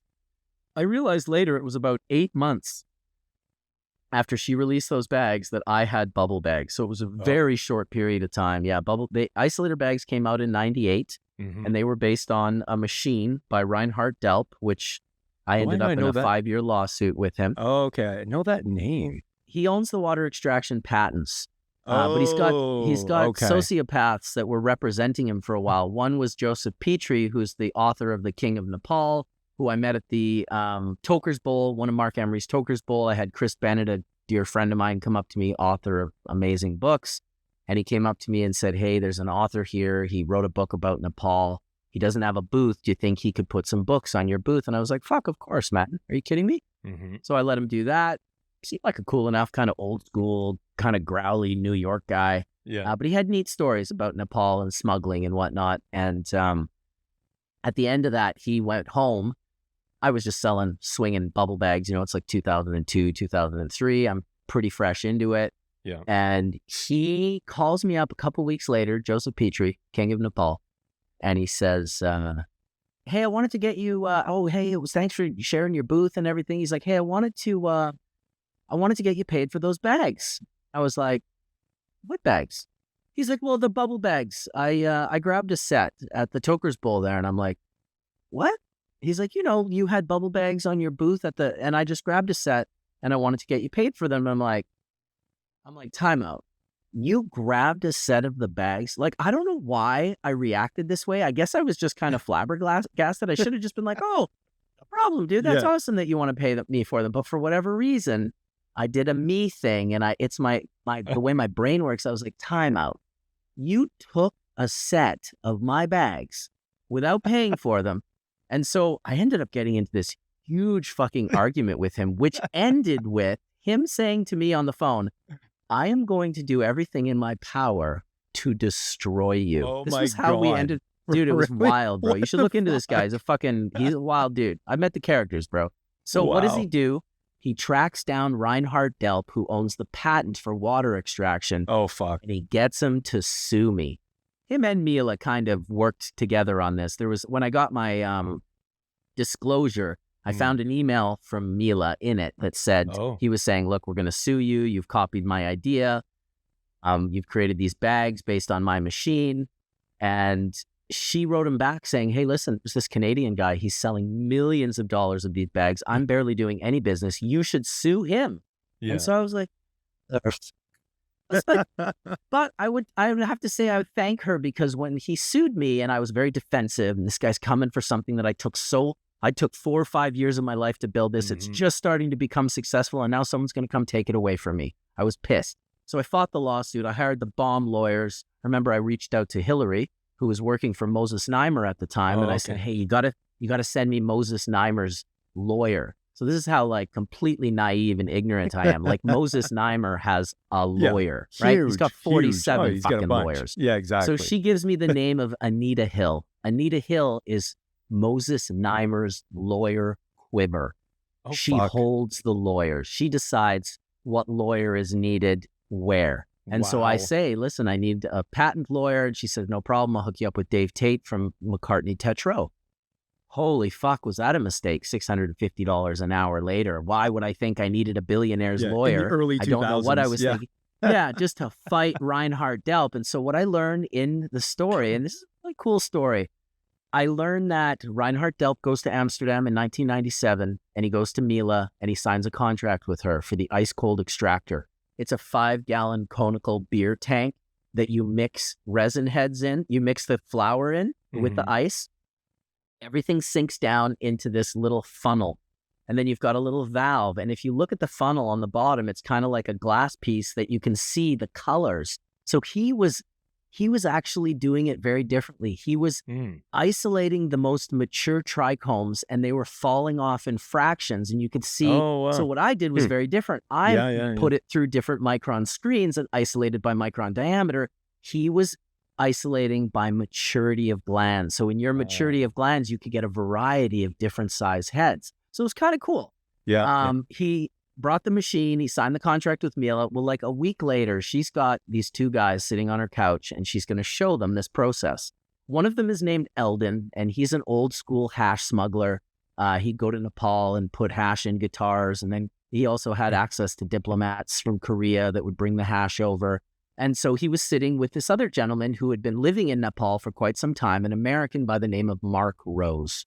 Well, Okay. Eldon's looking at the machine and he goes, 2 nylon bags with screen bottoms and a 5-gallon bucket, and you have the exact same idea. So he invented the bags. Wow. Mark Rose, who's sitting there and he's going, oh my God, you're using ice and you're isolating. It's the ice-o-lator. It's the isolator. So Mark Rose names the bags. Yeah. Eldon invents the bags. Mark Rose manufactures the bags in Nepal, and Mila sells the bags.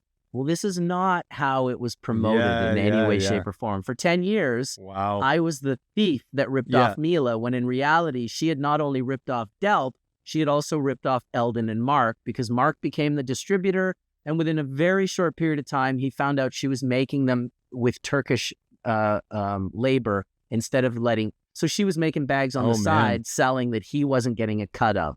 Eldon never got a cut of anything. He was promised 5%. I learned all this by spending $100,000 on, investigators. And, I really had to do my research, previously published art. Mark Rose actually had reached out to me before I got sued and was like, look, I'm the isolator guy. I'm having problems with my partner. Can I make bubble bags for you? Well, I link up with him. He's been making bubble bags ever since. For over 22 years, Mark has been my manufacturer. So now we spend the next 10 years being called the thieves of the industry. We're the thieves. We ripped it off. Now, what did we do? We did copy the bags, but we released a 3-bag kit because Mark knew there was more stuff below the 70 micron. He had been telling her, but she figured maybe he just wants to sell bags. I don't know. You'd have to interview her for that side of the story. But he felt like, she didn't want to do more bags because it was more money. And the more bags Mark made, the more money he made. Well, Mark and I were on the same page. We were like, let's figure out as many bags as possible. Let's isolate these things. And we started, he'd send me different bag screens and I'd do R&D.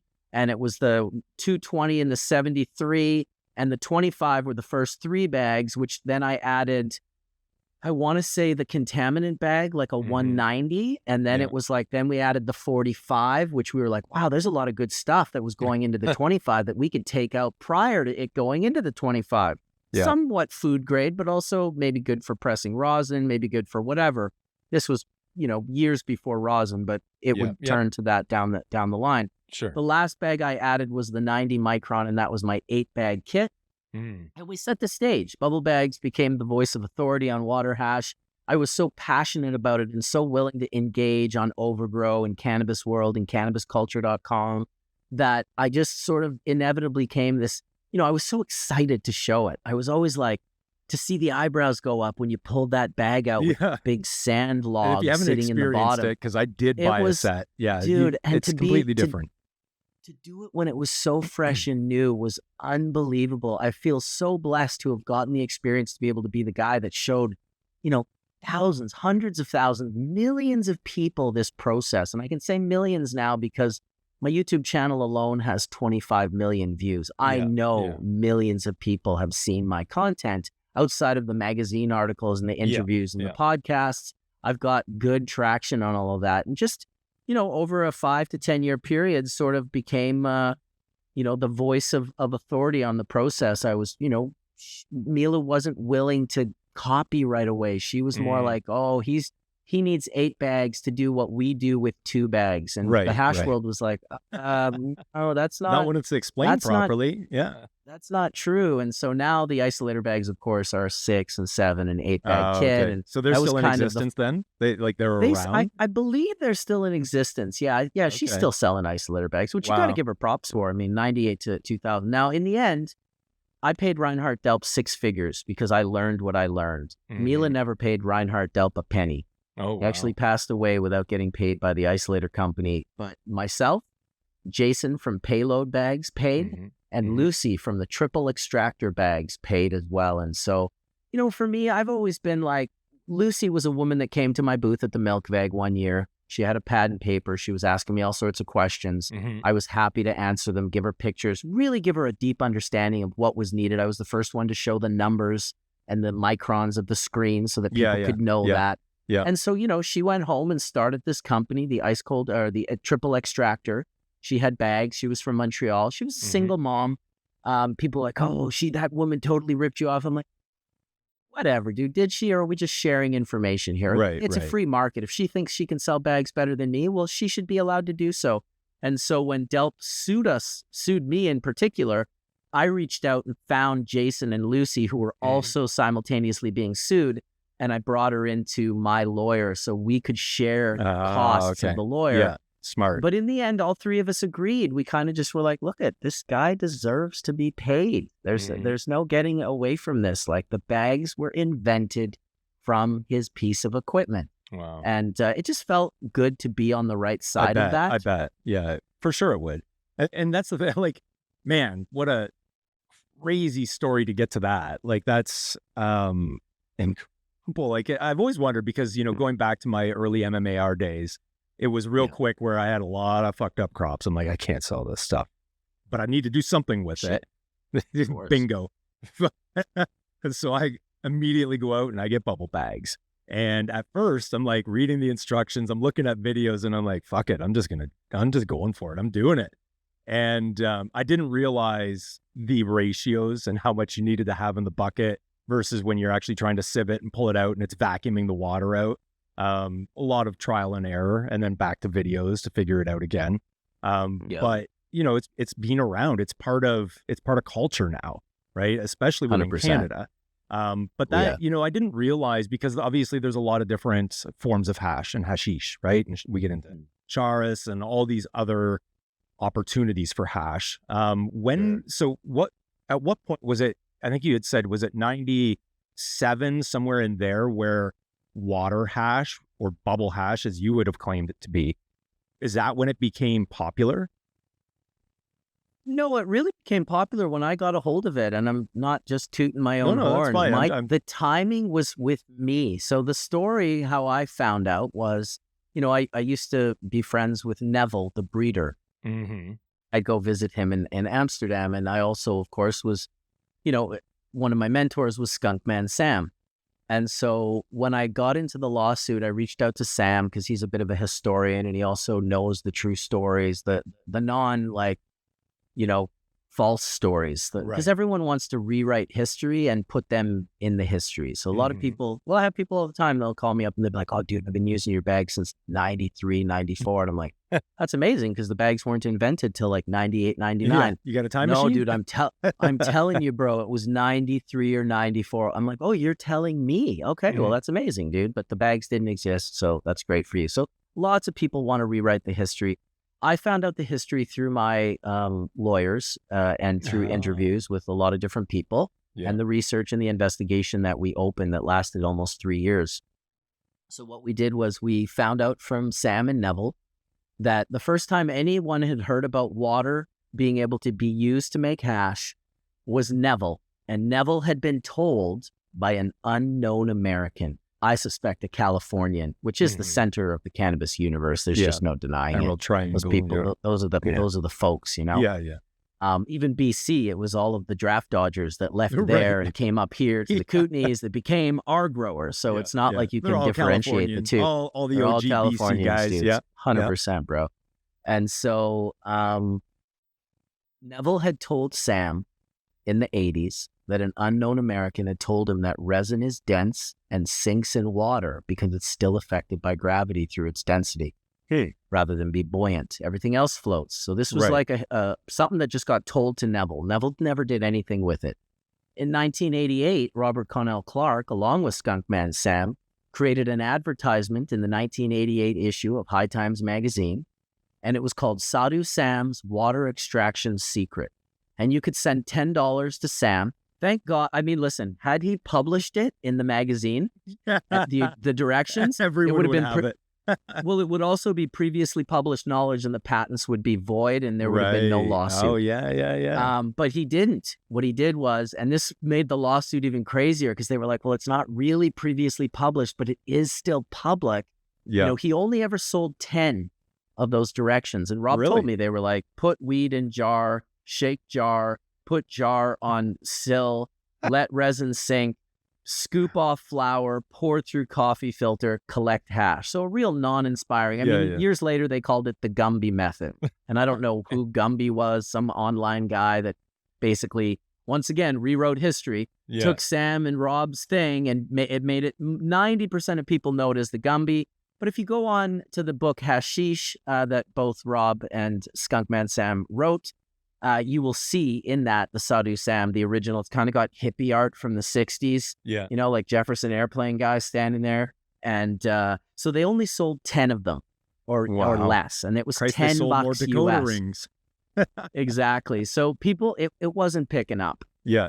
Reinhardt would be next. 10 years later, a little less than 10 years later, after 1988, it would be very quiet. But in 1977, he would invent the ice cold extractor, this mixer unit. Now, his novelness, which is why the Skunkman Sam thing didn't hold up, was that he added ice. Oh, and so then it became about the temperature of the water. He in his broad stroke, it was like the water should be between 4 degrees and 8 degrees Celsius. Well, what if you made it at 2 degrees? Right. Well, now you're outside of the patent. Okay. And so it was all of this crazy stuff, trying to avoid paying hundreds of thousands of dollars and learning these little things and paying hundreds of thousands of dollars to the lawyers while doing it. It was so crazy. But to learn the history and to become friends with Reinhardt in the end, when I finally said, we got to get these lawyers out of the way, dude, they're killing us. They're sucking our will to live. And he was like, I agree.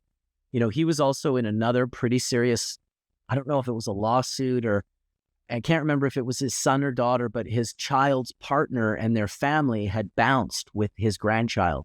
Oh. And so they were also involved in a lawsuit to try and gain custody and get this grandchild back. And so it just felt good to pay this man the money that he was owed and to know that what he was going to do with it was go his grandchild back. So crazy. That was a kind of a cool full circle too. You know, I don't think I've ever actually told that part of the story on any podcast or interview. There we go. So Legacies, original and exclusive. Legacies original. Yeah.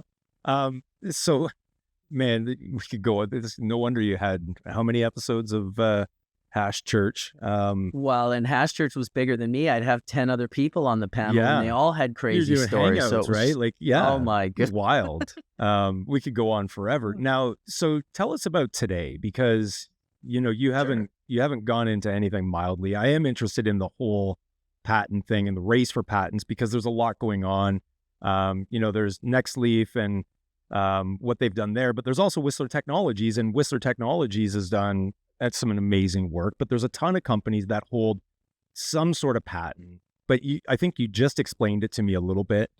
At least I grabbed that nugget of what if it was 2 degrees? What if it was 1 degree? Well, right. And if you go broad, go broad with your patent, it's easier to void your patent. The broader you go, the easier it is to void the patent. You can't just go from minus 100 to plus 100. You're not allowed to do that. They want you to focus in on a zone. So listen, a patent to me is a lottery ticket to a lawsuit.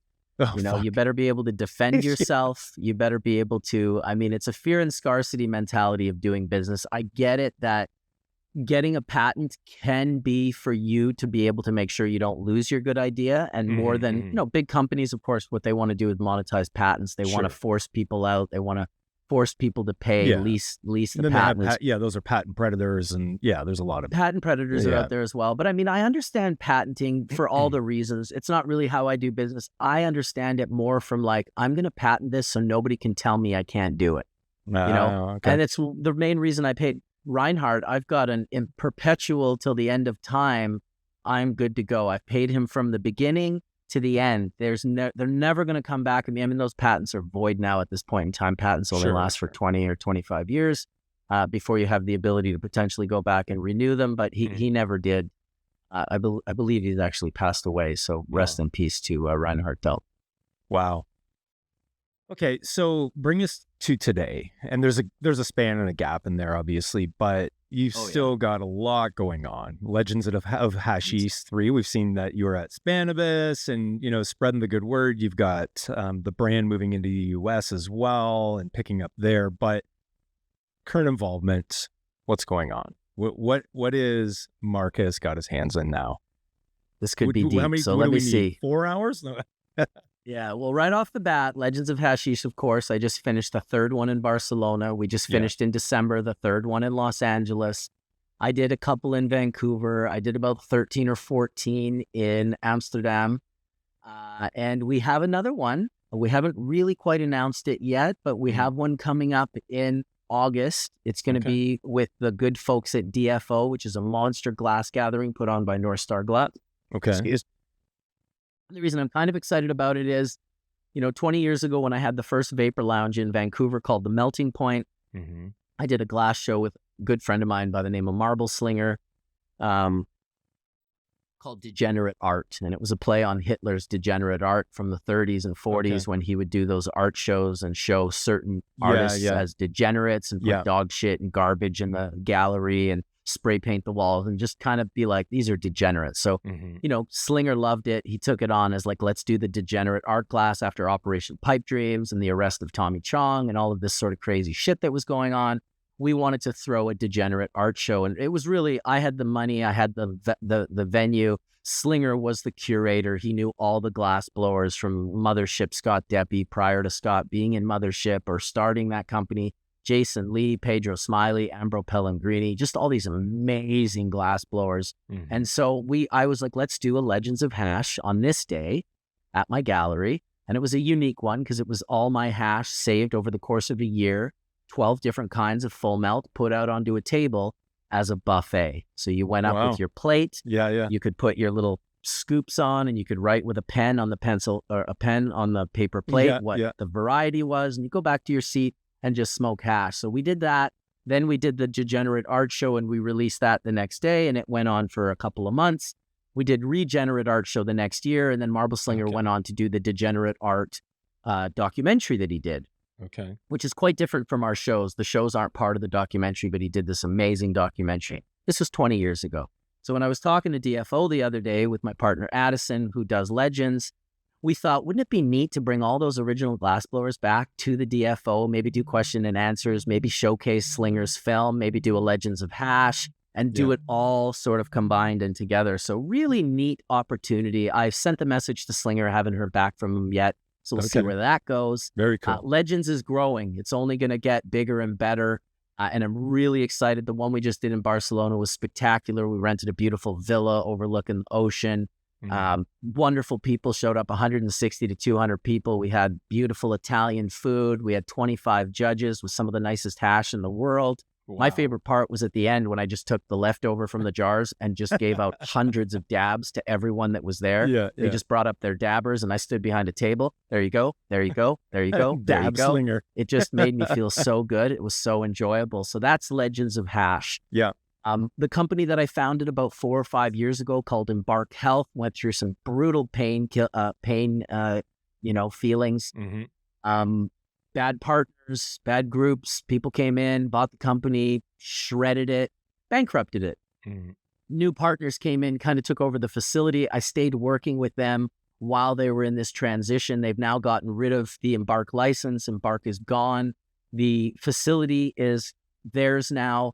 They're my partners. I'm the only original person. We call it ATS now, Anisys Treasury Solutions instead of Embark Health. And we've got our solventless solutions. So it's kind of like we have our Whistler Tech equipment there. We have the Sambo filtration, brand new plasmatic static sifter, the thing that uses static to pull heads out of the air, which is a whole show on its own self. This is the newest, new that nobody has. It's the only machine in Canada right now. The Sambo filtration, the plasmatic static sifter, which is a full circle. My mentor, Skunkman Sam, discovered static tech 35 years ago, showed me about 14 or 13 years ago, asked me to keep it a secret because basically everything that he had ever done had been monetized by other people. And out of respect, I kept it a secret, which I took an enormous amount of flack. It's weird when you want to respect the loyalty of your mentor and you have people saying, why don't you just tell us? It's like, because that would be a breach of loyalty if you if you can wrap your head around that. But now it's out. We've released that method. And because of releasing that method, now there's a piece of equipment that exists that I have at my facility. So, between the Whistler Tech and the static sifter and we've got 2 Sasquatch Yeti Pros that compress a couple 100 grams of bubble at a time. Those are wild. They're wild. So I have 2 of them at my facility, the 55 tons. Really fun to play with, make 100 and 180, 190 grams of rosin in a shot. That's nuts. Times two. Times So two, you're really 'cause you making have two like of a them. pound. Yeah. And the great partners there. My partners, Ted and Andy, are in CPG manufacturing out of China. So they've got all these wonderful machines for reducing labor and packaging. And, we're a unicorn right now. We're a processing facility that has no CRA debt. We have no partner investor debt. The facility is just really a unicorn in the industry right now. What I really have a vision of doing is acquiring equipment from companies that I believe in and believe that the equipment have value, creating the most intense solventless facility, in Canada, if not North America, and really bringing in, Osprey has a unit that fills hash by the gram. I want to get one of those to be able to demo, help them sell them, but also reduce our own labor. Yeah. We've got the sample filtration unit. They sent it in so I can demo it, so I can use it, so I can play with it, so I can promote it. I've got the Whistler Technologies equipment there we purchased, as well as our Sasquatch, but I'm kind of seeing that there are a lot of companies that have an interest in putting a piece of equipment into our facility so that they have a place where their customers can come demo it. We can help them sell that equipment, but we can also use that equipment to toll, white label, or process for our own brands. So my main interest right now is getting my brand back into Canada. It was going really good. Now we're going to, then that new companies came in and took things over and it didn't go so good. So now we're going to redo that with my partners, Ted and Andy. We're going to do the Bubbleman brand here in Canada. We're just kind of trying to figure out what SKUs we want to start with. But in the meantime, I'm doing my brand down in the US. So I've sort of started that in the last couple of years. We are doing, Washington was the first state to sign. Then I signed Missouri. Not long after that, Colorado was signed. Recently, I signed Arizona, Illinois, and why do I feel like I'm forgetting one? I can't even remember. I have 6 of them right now in the queue that are signed, and I've got about 4 or 5 more that I'm talking to Oklahoma, talking to New York, I'm talking to New Mexico. So just kind of getting the brand with all the SOPs. It's taken all these years to create the products. One of the products that I created in Canada was called Hash Hits. And so I understood that the Canadian market, what they don't want is full melt bubble and the best live hash rosin on the planet. You might get a small percentage of people that buy that. And I'll never not make that. Those are podium wins to me. It's like having the Ford GT, right? You want to win Le Mans and you want to get on the podium. But Ford sells like 20 million Priuses a year, and that's how they pay their bills. They do not sell Ford GTs to pay their bills.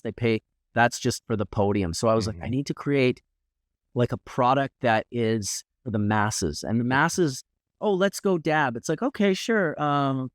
You've got all of this, right? Your pillar, your marble, your banger, and your pipe. You've got your universal heater. You've got your dab right, to tell you what the temperature of the banger is. That's good. You got to have your Q-tip so you can clean that afterwards, and make sure you got your banger basket so you can dunk everything in alcohol. This is an absolutely insane amount of shit. I was going to say, this is the exact reason that I can't get into, as much as I love it, I can't get into it. It's too much. It's too much stuff. Dude, it's mental. So shout out to Carta, shout out to companies like Puffco who are creating these tools. They're still not at the level of a Dabber's off quartz with the right they're just not there, but they are amazing to break out to the masses. So I looked at the numbers. I saw that most people are buying flour and pre-rolled joints, and by most I mean like 60 to 70% of the market. Percentage. It's a huge percentage. And that's across the board. That's across the board. Yeah, everywhere you go. Yeah. So I'm like, okay, there's this massive group of people that have no paraphernalia. Well, they have one piece of paraphernalia. It's a Bic lighter. So I needed to create an atmosphere where they could expand into extracts, but do it in a way that they could still light it with their lighter. They would still get the oral fixation of doing what they're used to doing. In fact, even opening up the package, pulling a tube out is part of that oral fixation, right? You got the tube. Okay. Got a stainless steel bowl in there that I put 5.2 of a gram of hash into. So when you have 5 of them in a pack, you've got 1 gram of hash. We call it hash on the go because each one of them gives you about 10 rips. It is a smoking product, but if you think of a 1 gram joint of flour at 20% THC, that's 0.2 of a gram of hash. That's what Right. each one Yeah, of these yeah. has. So we're giving Okay. you a 1 gram joint of flour times 5 in just hash. So this Yeah, is like yeah. you're not inhaling paper, you're not inhaling glue, Right. you're not Pure inhaling the form. Yeah. cardboard that is the flour, and you're going to be feeling a different experience than if you smoked a joint. So Mhm. these were really popular. We Wow. did these are the American packaging. The Canadian Yeah. package is lame and looks like this. But these are the, you've got Indica Hybrid Sativa. Sure. They're all branded Bubbleman brand. They're a good margin product that you can make with, smalls or trim. You just want to Mhm. make a sift that's in the 30 to 35% THC. All you need is really a tumbler in a cold room. So it becomes this sort of simple entry into the brand. And this is always the first product that everyone in my brand partnerships, they're like, we really like the Hashits. Well, why do they really like the Hashits? Tell me a product that you know of in an industry of cannabis that has no competitor, that has Yeah. no one copying the product. And feel free to reach out in 6 months if you Yeah. come up with one. Because all everyone does is copy each other. And I'm not Yeah, yeah. shitting on that. That's how we make products better. For You sure. copy and Yeah. you make better and you improve and Yeah. it's neat. But novelty is so rare. Oh, It's just rare. Yeah. And Well- this is a novel product. Yeah, yeah. As soon as you mentioned it, I hit a brick wall. It was a dead end. I'm like, because I knew you were leading up to that question, and I'm What like, the hell are you going to come yeah, up with? there isn't going to be. If I come up with something, you'll certainly hear of it, but I think it'll be that long time, like you say. So is that available in Canada right now? I saw you were flashing the Canadian packaging, but you don't have distribution. It's not out there just yet, right? We had it. I just reached out to the BCLDB. We had it in Ontario, Alberta, Manitoba, Saskatchewan, and BC. But the company that came in and bought our company, they were in a situation where they needed to take money out of our company to stay alive, and they Mhm. just took so much out of it that we weren't really able to stay Oh, alive. okay, So okay. the company was bankrupted in through that methodology. So But on its I've way got back. them right now selling in a few states, soon to be in 6 states. We're working on. It's a lot, right? It is. The tubes take 6 weeks from ordering before they can be printed and manufactured and shipped. The boxes can take 6 to 8 weeks. Mhm. So, and that's if it's not Chinese New Year. So Right. there's all these different sort of obstacles that get in the way, and then you got to be able to make the sift, and then you got to create the lean manufacturing where you're actually able to, which shout out to my partner Jeremy from Oil and Gas in Washington, D.C. He's created a beautiful lean manufacturing methodology, 3 people at a table, and they do a pack of 5 in about 42 seconds. Oh, wow. So what he's done is helpful. And this is the beautiful thing about the collaboratory aspect of Bubbleman brand. And because of the way the rules are in Canada, if it was federal, no company would want a state. They'd all be greedy and they'd all want all of America, Yep. just like they do in Canada. So I can't make deals in individual provinces, but I can do deals in individual states. And it's Mhm. better for me because it's a numbers game. Yeah. And so I for like sure. the idea of having a multitude of partners in every state, but I also love the idea of when my new partners come on in Michigan and they're about to start up, that they can call Jeremy in Washington and he Right. can train, teach them, show them, give them the list of a small amount of tools that they're going to require to get this done faster. And it's like they're helping each other. It's not like Jeremy's monetizing and getting paid for that. He's just doing that brand work. Everyone's collaborative, and he knows that the Michigan crew is going to turn around in 6 months and they're going to help him with his vape pens and his decarboxylation and his whatever other processes that they've figured out. Now, for instance, Michigan is doing all of the assets. They've hired a Photoshop and artistic guy who's going to do all of my logos and keep all of the fonts and colors accurate. And when he creates that asset pack, that won't stay with Michigan. It'll go into every state. Oh, yeah. That could cost $10,000, $12,000 to create those assets. Right. So to be able to save that money by one group doing it, and don't get me wrong, if 4 were doing it at a time, I wouldn't mind getting them to all chip in. But Michigan is moving. They Yeah. grew like 100,000. My partners grew 100,000 pounds of flour. It's all It's a sitting hot in reefer market. trucks. Yeah. They've got 17 acres. They grow beautiful living soil cannabis. Wow. It's Michigan is a really, really great market, and it's realistic. It's not about $125 grams. The price point has to be on point. It's not about greed and making massive money. But I'm definitely the most excited about my Michigan project right now, and my partners at Roll Organic. They are That's very cool. really, really great people. Man, that's you've got a lot going on as usual. It seems like you always We've have. tipped the iceberg, dude. We've Yeah, tipped I'll the say. iceberg. I'll say. Marcus, it's been incredible having you on. Now, one of the things that we've been doing is our previous guest will pose a question to the incoming guest, not knowing who it is. So I'm very keen on your answer in this case. And then you get to do the same for our next incoming guest without knowing who it's going to be. Wes, do you have the question up from, so last week it was Shauna Levy from Madge and Mercer. Huge background in design institute. She's done a ton of different things. She moved into cannabis with Madge and Mercer, worked with Lauren Gertner way back, Tokyo Smoke. Anyways, if you weren't familiar with her, and the audience that's listening right now, Shauna had a question, and her question was what, Wes? Shauna's question was, where do you see the cannabis industry in the next 3 to 5 years in, who will be the top players? Is it, the same players as today, or generally, where do you see the industry in the next 3 to 5 years? Quite the question for Marcus, of all people, to be asking this one, good too. Question. Yeah, it's definitely a good question. It's tough because when you call it the industry, there are pockets within the industry that are unrelated to one another. So you have your black market, a legacy market that a lot of us came from. That market is now not growing as fast as it used to, but this new industry, new market is growing exponentially faster. And so it'll eventually overshadow the black market to the point where it won't be recognizable. I think that it makes sense that it will follow the lines of most big business. There will be big players who absorb the majority of the successful players, and that will be one aspect of cannabis. And that's because, you have to be at a certain size to be able to serve a country or the world. It's not an easy thing to do. It's very easy to grow a tent and serve your friends. Yeah. It becomes a little bit more difficult to serve your neighborhood. It becomes much more difficult to serve the city. But once you start serving the province and the country that the provinces are in, this becomes an exponentially difficult thing. And you can kind of see it with craft beer and why the craft beer companies generally don't grow into these explosive large sizes. I always think there will be a craft aspect to cannabis. I think that there are disruptive technologies and disruptive groups that will probably come from being smaller and more nimble. When you're a giant ship, if you will, and you see the market trends are starting to shift and you want to turn towards them, it can take you 2 years to shift towards those trends. If it's a flavor profile, we got to replant the greenhouse. We got to literally 1.5 to 2 years, right? But when you're in a small little craft, you can be very nimble and very quickly, and you can access those trends in a much shorter period of time, 4 to 6 months sometimes, where all of a sudden banana's hot.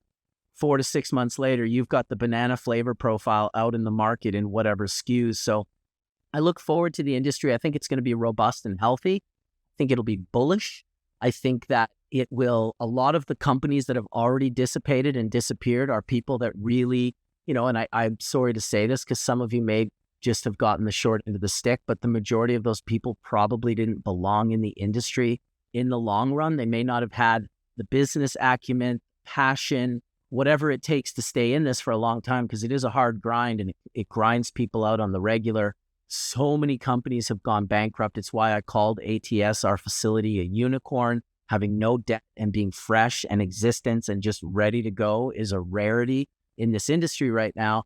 But I also think when you say the industry, is she talking about the Canadian industry? Is she talking about the global industry? Because the global industry is going to grow. I look very forward to hashish producing countries getting legal and accessing, being able to me, we have to allow import and export. It's not about protecting an industry's ability to grow and sell all their cannabis, which is what they're doing in Canada. We don't allow importation. They're doing it in Holland with the Dutch experiment. We want people to be able to import those terroirs the same way they do with wine. You cannot grow the terroir of Afghanistan by growing indoor flower, making traditional hash, and then calling it Afghani hash in the Canadian market. Yeah. That is somewhat an insult to the Afghani terroir. And so I feel positive about it is really the short answer. Yeah, that's awesome.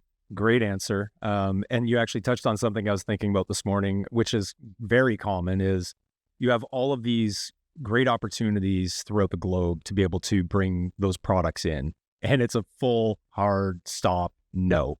not bringing it in. We've got an overabundance, oversupply.